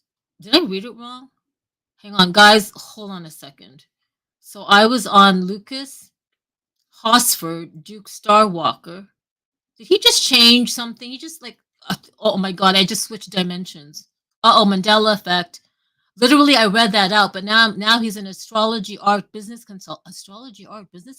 LM Connect at Chain Connect marketing agency producing at thank_calendar Web3 artist connector. My goodness, all these Samsara's Nadir, interesting. Following you guys. I'm just gonna give props to people. I'm just checking out their PFPs. Ooh, Richard Rezo. Love all your emojis there. AKA Hole Frejole. I love it. Art of all kinds. Web 2.5 to 3 NFTs. That's realistic. Crypto plus AI /XR plus security. Climate warrior and likes to tactfully argue to learn. See my art. Oh my God, that is Argue to learn. I love that. I love that. He's from Chi-Town. Shout out to him. Wow, he joined February 2009. He's an OG. I'm following him. I know. Don't be bored, guys. Just chill. Stitch Films. I'm following you back. What are you all about? New to all of this. Just a guy trying to understand the game from UK London. He's got a YouTube channel too. Let's check that out. I'm following him. Please follow everybody here because, like, you never know. Just because you only have like 79 followers does not mean you there is something valuable. That's what I've learned. That's what I'm learning. Like I'm gonna do a shout out to Larry. Larry from Hash AI. Like the dude, if you've ever been into a space with Larry, like I think he started off with like less than 1,000 followers, then he had 1,000, now I think he's got about 2 point. But if you were to talk about crypto coals, crypto like key opinion leaders, and then you sauntered onto Larry Hash AI's like a Twitter X profile, and you go, who is this guy? He's only got like under 3K followers, no big deal. But no, this guy is so connected, it is insane. And everybody know, like if you've been to a space with Larry, he is so well versed in my goodness, I don't just so many things. I don't want to bosh up his profile. He was here earlier, but I'm just saying. Who else just came on? Strawberry, what's she all about? Yeah, I love it because she's the only female power mapper on Over the Reality. She's a power mapper for Over the Reality. Really, Strawberry? You got to do something more with that profile. That is crazy. What's going on with Brover? What does Brover has to say? Brover too. Power mapper for Over the Reality. Use my referrals to get started. Guys, you gotta like do more with your Twitter profiles. Did anybody else jump on? Let's go to Purple Light. Oh, Purple Lioness, Crypto Hoodlum, ambassador of the Sandbox game. Did I meet you in Miami in Decentral Con 2022? The Sandbox game mod and co-owner at Fame Ladies Society. Ooh, we're following each other already. Oh, and you're also following a bunch of other people that I know. That's always good. I know. Sorry, guys. I'm just doing this because it's fun. Let's see what MetaMike says. MetaMike, Spatial Guide, Spatial.io guide, 3D Metaverse Builder. Oh, yeah, he is. 4, Collaboraverse at Music District, Astral Songs at, you get it. Just click on MetaMikes and click on that MetaMall store. I'm really interested in the AI assistants, AI agents that he's building for these metaverses. So I don't know, guys. You literally can have your own AI agent that looks AI avatar. You can have your virtual 3D avatar that looks like you, and people can come up to it and ask it things. So that's MetaMike's one of MetaMike's verticals. Swavery, I know what you do, but he doesn't say it all. He's just picky with his keywords. Futurist, geospatial astronaut, ooh, and metaverse maverick. He's more than that, but these are his keywords. And where the hell is Hex? Hex, can you please come back on? I hate just being alone here. It sucks. That you left me, dude. Tech Mental, come on up. Hey, I was gonna ask Hex a question, or Elias if they were there. It's open for anything, but I'm gonna hold that question for a second. And as you just shout out everybody who's in here, that's really dope. Because sometimes when people listen to this in the near future, they don't really see who's in the audience unless they're on stage. So dope shout out to everybody who's listening and engaging right now. But that said, is there any type of future plans, and by future I mean the next 2 months, 3 months, for any over the reality interaction activation within Art Basel in Miami Beach in the next couple of months? Is there going to be any ambassadors? Are you going to be coming into town? What's going on for the IRL activations? Hex, take it away. Yeah, so I mean, the joys of Web3 community, all that is really, it's everybody everywhere. So there's a few people in Miami currently, like I know, and what's his name, Mayor, has been mapping a lot of the Florida area and getting those things out there. There's different groups. There's a few groups that purposefully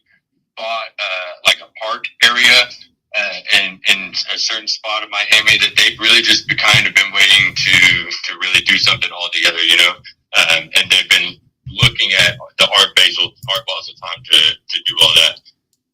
But yeah, so and then there's Alter down there, or was in here, and he'll have stuff out on, you know, the Super World, Over the Reality, all those places. A lot of other people are going to have stuff out there, you know, just spread across the whole area.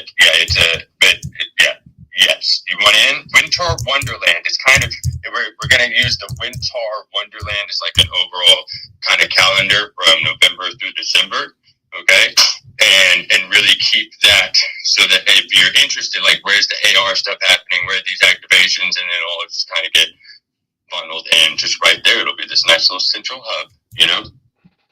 Dope. Sounds dope. Definitely got to probably connect with Alter Alley and see what's going on with everything. Because it's good to have some kind of physical representation as well, and just pull up to wherever it is going to be and know that, you know, there's certain people there, and, you know, kind of like meet one-to-one if, you know, it happened to be there. And my follow-up question is, with the work Elias is doing and everyone's doing in here, so in order for a hex to be sold, it needs to be mapped first? Is that what's going on? No. In order for a map to be, like, for you to get paid for a map, the hex needs to be owned. Okay, and the scanning part comes in, like, for instance, why go ahead. Yeah. No, go ahead. No, go ahead and answer. I'm sorry. So yeah, it's the own. Right now, the only way to sell that scan, the only people that actually have access to the map that's bought is over the Over platform. So if the OVRLand owner wants that map, right now you have to go map that yourself. If someone else maps it, you don't get that map. In the future, it's supposed to be available to purchase as an NFT. So anybody can map, and then any owner could buy that map. Okay, dope. So let's say Elias has, I think I heard him say something, he has probably close to 3,000 scans. Does that mean that each scan that he has, he's actually the owner of the plot as well? No. So what he did is he went and scanned other people's plots, and he doesn't own those scans anymore either. The platform does. He got over tokens for those. So he's actually out of the whole system of the scans from that process. Once he sells that to them, boom, he no longer has access to it. Interesting. I appreciate that data. Thanks. Oh wow, good questions. Really good questions.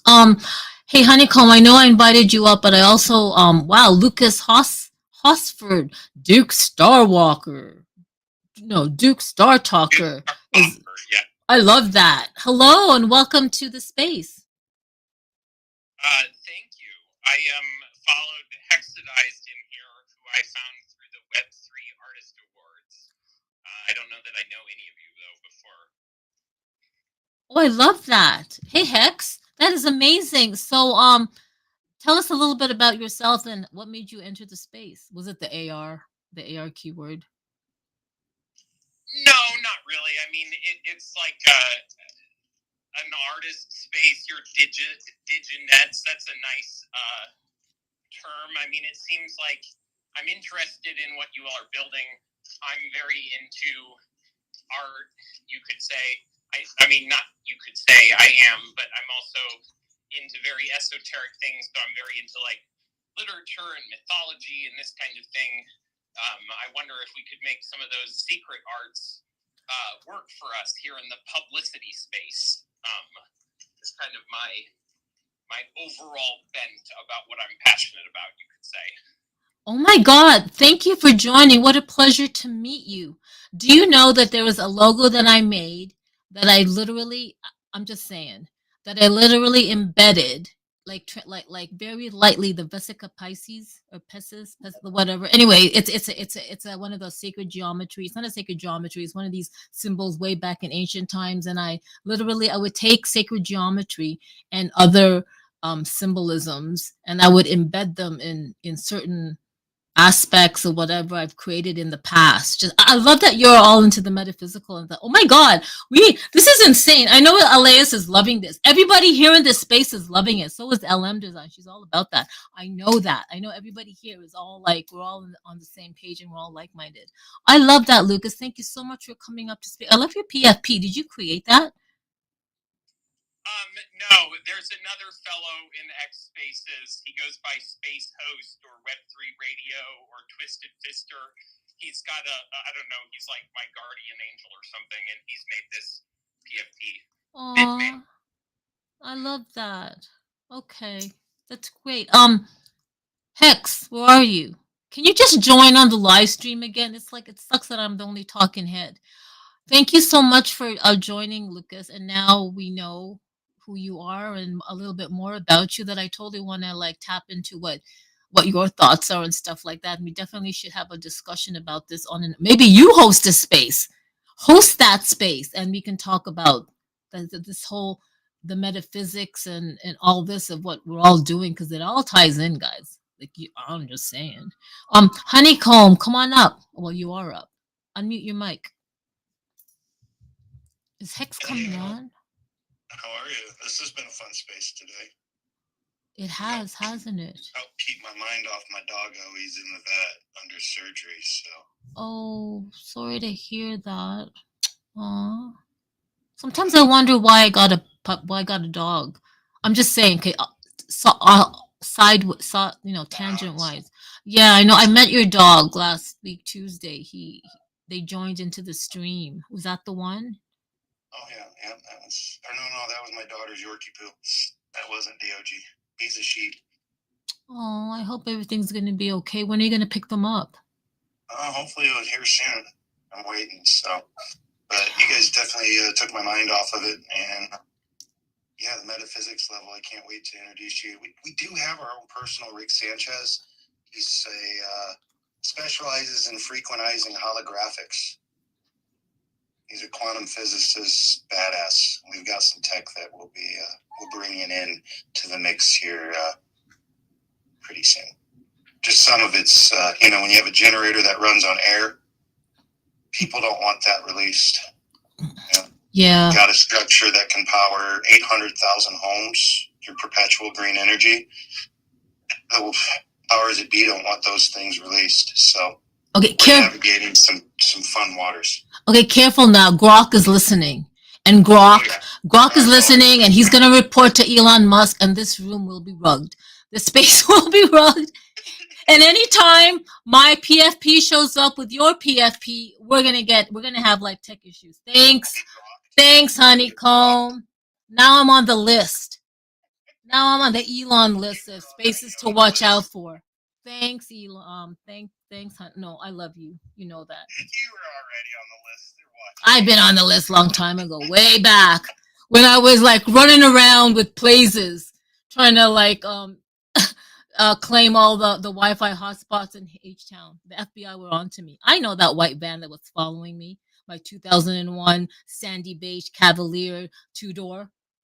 No, 1-door. Yeah, 2-door. That's the car I had running around Houston trying to claim all the freaking Wi-Fi hotspots, and there was like a white van following me. Shut up. I'm kidding, but I'm not. Does anybody else want to speak? Guys, this is 2.5 hours. And honestly, I shut down Discord. I shut down Telegram. I shut down everything so my processor can handle this live streaming. And I'm technically during work hours. So I just hope nobody is pinging me because I don't know. Everything is on Do Not Disturb. Anyway, does anybody else want to come up and speak? I actually want to okay, guys, please follow Stilo if you're not. It would be great to see all these people next Wednesday on his Super Wednesday on Spatial. Dude, it's the easiest thing. All you have to do is, if you follow Stilo, he will send you a link to where you can join on Spatial. If you have a MetaQuest 3, MetaQuest 2, you can join with your headset, or you can also join with your iPad and your mobile phone. And shout out to the Spatial dev team with the UI. That mobile, make sure you download the mobile app. You can also do it on browser, but it's so seamless. So if you've never been to a virtual world party before, Please follow Stilo because he has it every Wednesday. I think you're on number 149, 140. What? 140 Wednesdays that you've been hosting these he live streams, guys. He's a producer, he's an artist, he's a musician. He live streams every Wednesday in real life. You see him, dropping beats with his, I don't know what a DJ deck he uses, but you see him like live, and then you see his avatar dancing. We're all dancing, and I know Era Labs and there's Lizbeth. They drop their these little circles where you put your avatar on it and you're dancing. Like, man, my spatial avatar is a better dancer than I am in real life. Will ever be a better dancer in real life, hands down. Should we end this space now? I got stuff to do. I'm scared. I'm scared that I got to open up Slack, and I'm supposed to have done all these things as of 2 hours ago. Sorry. Carmen, I want to say thank you so much for your time. Thank you to all the speakers that came up to get to know with their insights. Very, very powerful space here today. I'm looking forward to the next one. And yeah, definitely check out Dope Stilo. He actually has the world record, 140 straight virtual experiences in spatial. It's called Super Wednesdays. He's powered by a group of other content creators in the community in spatial, working together to build the next generation of content and also entertainment. So shout out to him. Shout out to everybody here that's tuned in. Great conversation. Carmen, I'll check in with you later. Thank you so much. I'll talk to you soon. Sure. Thanks so much, Eric. Please follow Eric or Webby Social, and then make sure to follow My Creative Owls, because tomorrow he's going to be hosting a space. I set my reminder, building the future, brand building for content creators, and this is really important, guys. Man, you also have to check out his live streams. It's all there on the links. Just follow the rabbit hole, follow the breadcrumbs, follow Webby Social. You'll see his Creative Owls, My Creative Owls Twitter handle, and there you'll go through the Twitter X feed, and then you'll see the Twitter space. I think he has these weekly. Building the future, brand building for content creators. That's tomorrow. Friday. It's Friday tomorrow. Lord of mercy. Tomorrow it says 2 p.m. my time, and I'm Central Standard Time. That will be 3 o'clock Chicago time. That will be 4 o'clock New York time, and that is 1 o'clock Pacific Mountain Time if you're out in the West Coast. But please follow if you want to learn talking about building the future, brand building for content creators. I don't know what else is happening. I think Stilo also has Monday and Friday live stream interviews with his new podcast. I could be wrong. But guys, I really enjoyed this. Tech Mental, thank you so much for joining. You always add really good, thoughtful questions and stories. And man, it makes me want to connect with you more because you're such we're so much alike. Like the fact that you mentioned Foursquare, the fact that you mentioned Second Life, and I love that Ingress was mentioned too. Yeah, I can just keep on going, keep on talking. But thank you so much. Hex! I love Hexadized. Yeah, anyway. Hex, thank you so much. I didn't realize you were homeschooling your kids. I love that. Please shout out to your wife for allowing you to be in spaces and in so many other things that you do. You guys must have a really great relationship and understanding of what you guys do. Love that you took time out, just you and her, and had this massive date out in Disneyland. It was just you two. That's really important.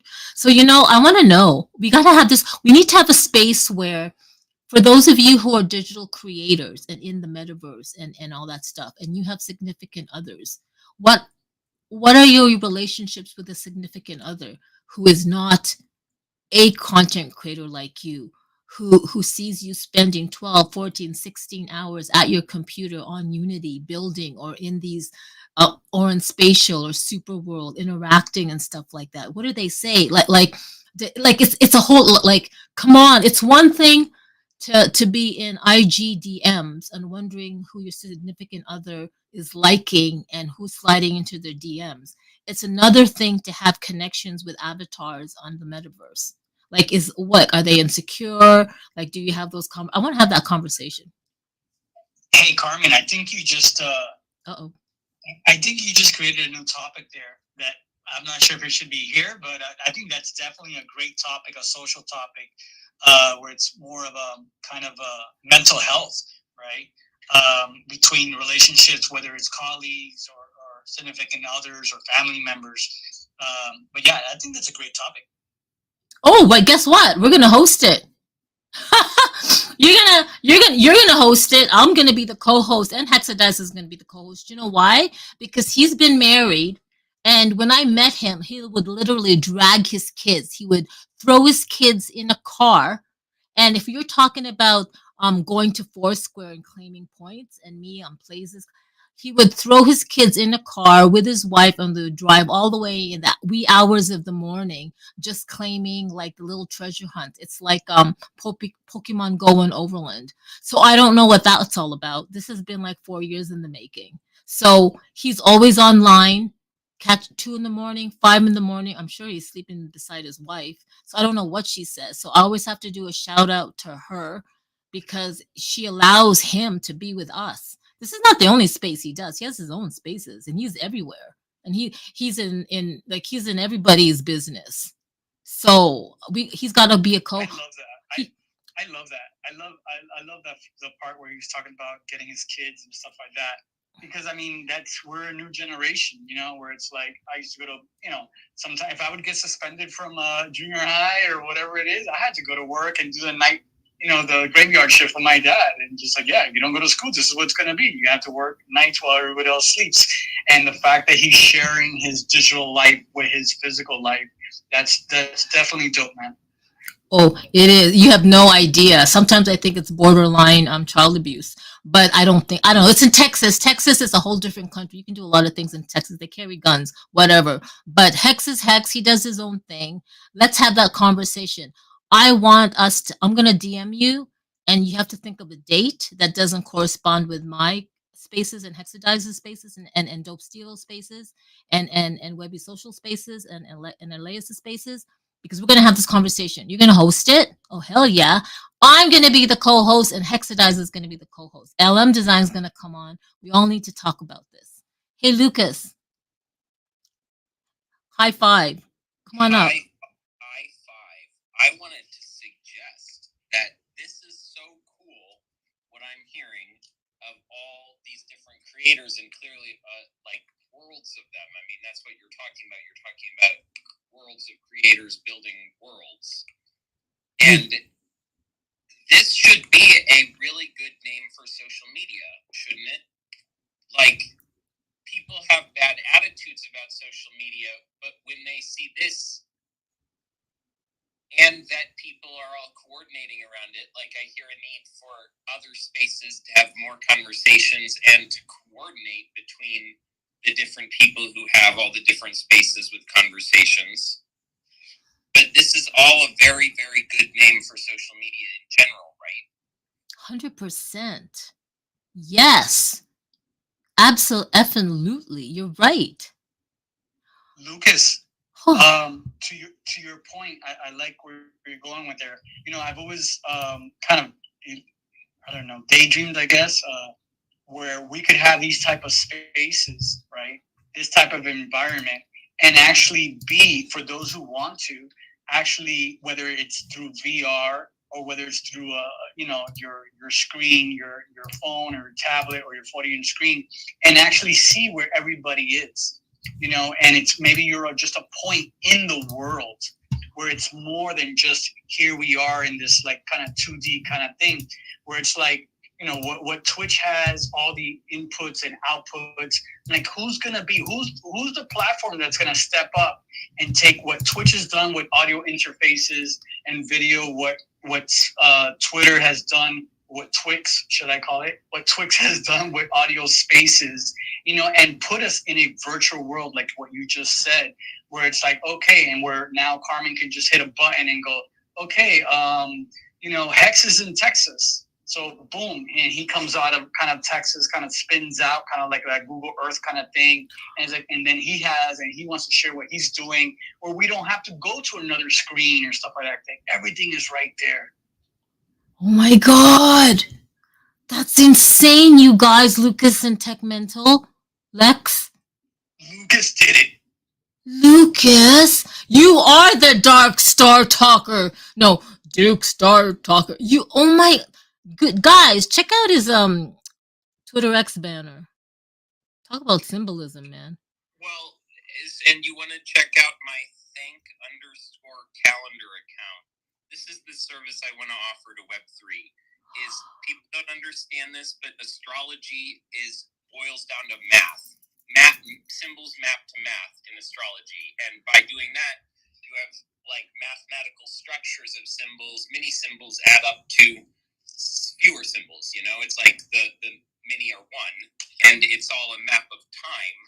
And we could have the best astrology calendar ever created by AI for us in live time now in history, like we've never had before. We could do that if we wanted to. Okay, like can we? Because I know LM would be on board, Era would be on board. I know that let me see. Elias is gonna be on board. I know that where's Strawberry? Strawberry is on board. Lex, I know you're on board. Honeycomb's way on board. He's been on board always. Hexadize, I'm on board. I have my what are these called again? If you can see it on the live stream. Shout out to Igley in the audience, Matt OG when it comes to virtual worlds. He's definitely another one that kind of brings in his tribe, his kids and stuff, and does his stuff and puts his family first when it comes to digital life. But yeah, shout out to you, my brother. I haven't seen you in a while. Oh, thank you. Hey, Igley Vision, thank you for joining. He's also at Jitcoin Citizens, round number 2, ARVR XR, Colorado-based collaborative artist, creative leader, web weaver, UX co-founder also of at Fractal Visions. Love the fractals. Love the fractals. My platonic solids. That's what I want to say. I literally have my platonic solids in front of me. The Merkaba, the Anyway, shout out to thank you, Igley, for joining. And I saw you've guys. It's 12:46. I need to go, but should we? I want to stay on for. You know what? This is what I used to do with my coworker. He was in Toronto. We would get on Discord, and we would just be co-working. So he's on Discord. I'm on Discord.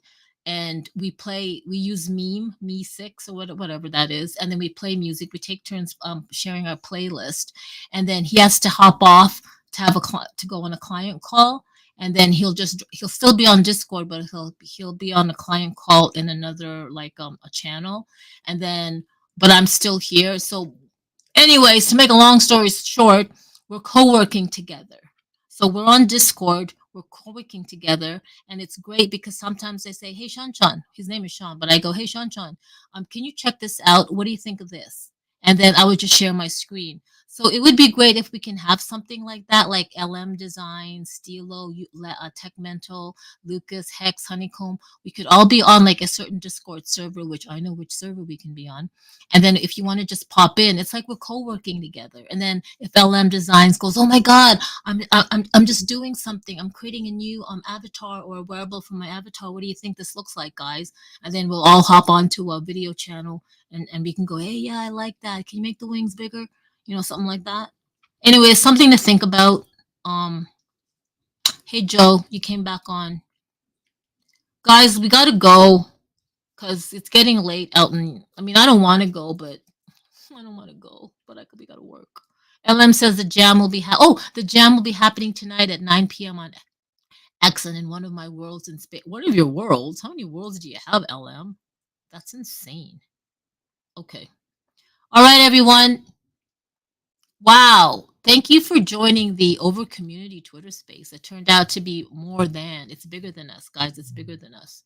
I love that we're connecting. I can't wait for I can't wait for Lucas to be spearheading the astrology and AI. That's insane. And then Lex, Tech Mental, don't forget to host.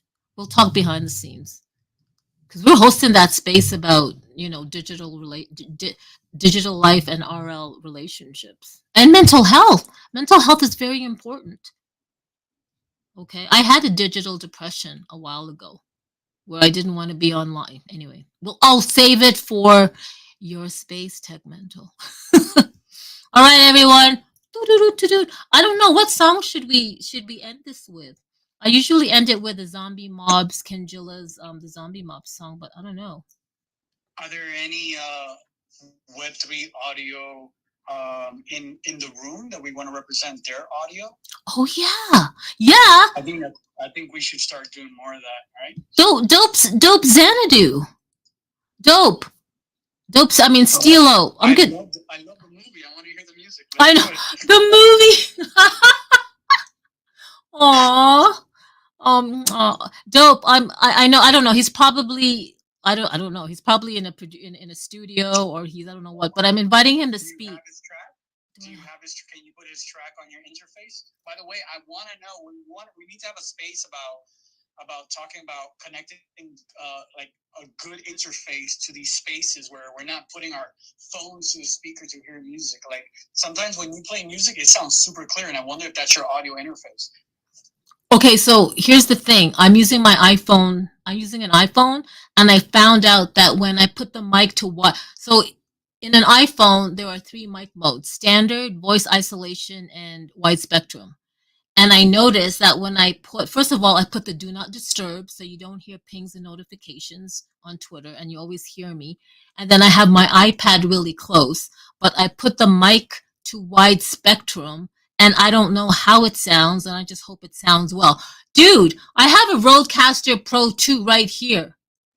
Right. That's what I'm talking about. So instead of doing that, which is fine, but I mean, we could talk about it somewhere else. I know we're fading off, but I think it's important because I want to, I mess with music, I mess with beats, I do all that stuff too, and I definitely want to engage with the community on more Web3 audio and stuff. And I think it's important when we host, like when we bring in an audio in the beginning or break in the middle out, let's start just like we utilize each other's art. Let's use each other's audio art as well, just to bring the community in and see what they're doing.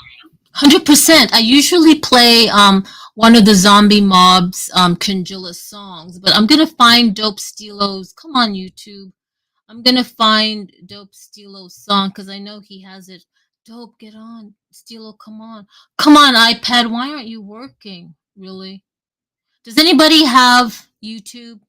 Can anybody? Hang on. No, 100% I agree with you. Either that or I'm going to get Hexadice to sing one of his songs that he made. His profile page has a quick link on it. Okay, let me go. Okay, let me go to Twitter. Good one. Okay, let me go to Twitter. Let me go to. Okay, just talk about something else while I go on to this. Da-da-da. Okay, so I'm seasoning some salmon right now, right? So I usually use some olive oil, tomatoes, onions, and just let it bask for a while. Wow. Okay. Okay, so here's Stilo World. Well, I'm not even following Stilo World. How many? Okay, there it is. There it is. Dope Stilo Music Club. Nope. Digital Fashion. Nope. Wait, he just posted it. Come on, Stilo. Is this it? Is this it? Can you hear? I don't know if this is it. No, he's on YouTube. Hold on. Stilo, get up here. Hang on. Where's his YouTube? Oh, I love that. I love the If you go to his media section, maybe it just has everything he's posted. Okay, hold on.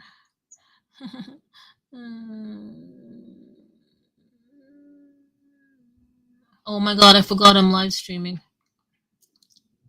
Who cares? Dope Stilo. We're gonna play your song, Stilo. It's not working for me, guys. Super Wednesday #1. Okay, let's go here. Ready for the 140 designed by. Okay, what else do you add to your salmon? Here it is. Okay, we're getting it. We're getting it. Oregano, garlic sazon, tomatoes, onions. Just kind of keep it clean. I like. So I'm here on the Super Wednesday highlights. I hope he's got the Xanadu song. Let's see. Still, if it's not, sorry. Oh, LM might have it. I don't know if it. Let's just check it out. Please let it be Xanadu. LM, do you have it? Hi, LM. I was trying to grab it. Hello, you beautiful souls. Do you have his Xanadu? I was trying to drop it on the YouTube, but I don't think it went through. And so I just wanted to pop up and say hello while you were searching for it. But I did want to give you a shout out and say thank you for what you're doing here, Carmen. You are bringing so many of us together. You are illuminating what needs to be illuminated. So I just want to say thank you, thank you, thank you. I'm excited about I want to say thank you for being here. Tidbits that y'all have added.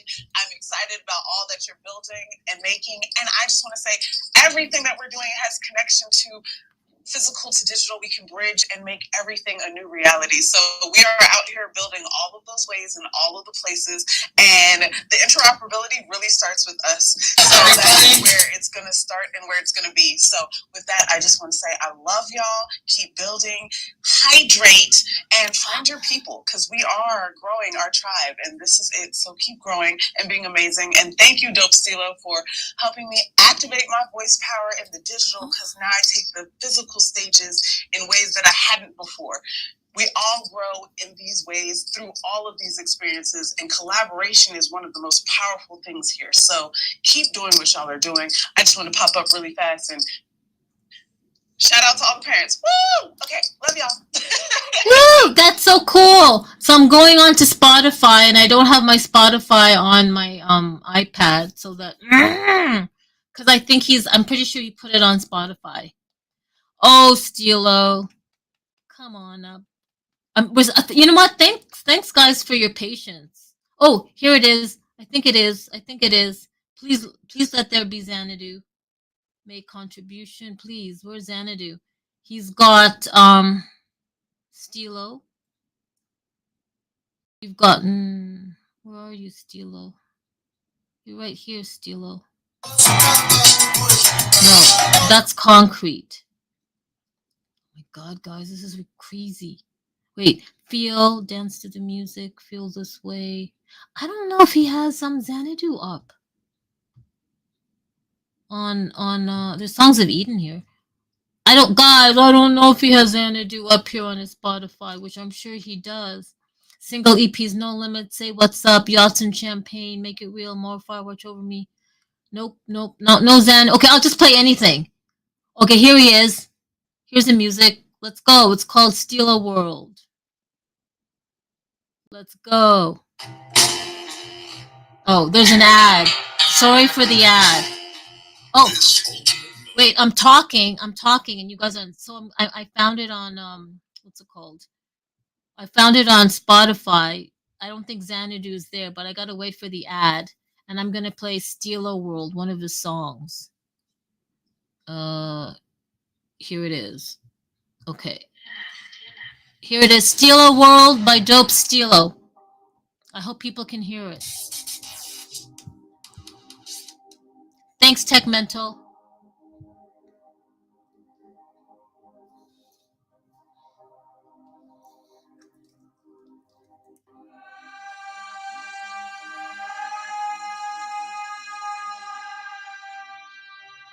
Hello, welcome to Stilo World. Immerse yourself in virtual reality. A live music experience.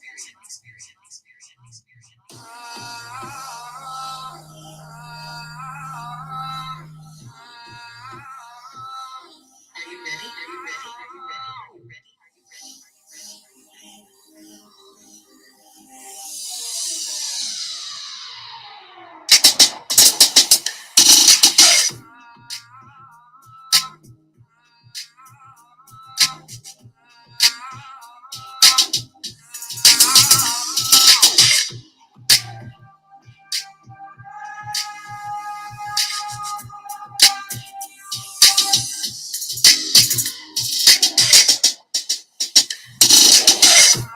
You know what? I found something else that's a bit more upbeat. Hold on. Only because I love that. That's a whole other vibe. But I want to do an upbeat song. This one's called Dance to the Music. Are you looking for a new Oh my home to rent? gosh. Discover Avenue Living. It's the ads. Sorry. I love that you guys are still hanging out through all this kerfuffle. Thank you, ad. Get out of my face. Hey, Google, stop. Okay, come on, ad, hurry up. Okay, here it is. Dope Steelos dance to the music. There you go. Dance to the music. Jumping on the mic. This is me getting on the bus real tight. Too sick when I'm dancing to my music. All you little honeys put your back into it. This is how Mr. Epic do it. I mess with Fonz, but you know it's a true hit. Me and Fonz, we dropping 2 hits. We in the club and we straight into it. I know I'm not, but I know how my makes sense. I do the jack of all black, you do it. I got the hockey real joint. Little mama, put your back into it. The flow better is smooth and do it. I got the world coming down and clueless. Young Sinatra with that barrel and fluid. Not that with all thumbs, then you know you got a true hit. I'm like, girl, just dance to it. I'm like, chill, so she dance to that. I'm like, girl, just dance to it. I'm like, chill, so she dance to that. Whoa, don't let that heat drop. Expect yourself on your chair with that ski guy. I'm going that big cool heat rocks. Yeah, so I'm killing with that beatbox. Honestly, as you can tell, on every scene I do compel. On every beat I do excel. Young Columbus, man, I ride this swell. I had a competition like I just sent sales. I'm sick, she's like, boy, get well. Let me shake it cause I'm straight, baby, tell. I do what I done very well. I love music. I do what I done very well. I'm like, girl, just dance to it. I'm like, chill, so she dance to it. I'm like, girl, just dance to it. I'm like, chill, so she dance to it. They like shake what you get, yeah. I'm like, girl, I know watch your behavior. Back it up, all I do is check my phone, let the boy do you like a New York smile. Yeah, it's the West Coast baby. Yeah, I bring you the stick, baby. I'm so alive, I'm going crazy. I throw a back, girl, turn up on the day. Yeah, talk about it, girl, it's a good ass. Rock that, your mama, girl. I bet you like, man, my boy, don't compare. Should I share the last young mama, baby? Stay away from the boy with the ladies. You like that, we on me like crazy. But like, have you heard of him lately? I'm like, girl, just dance to it. I'm like, chill, so she dance to it. I'm like, girl, just dance to it. I'm like, chill, so she dance to it.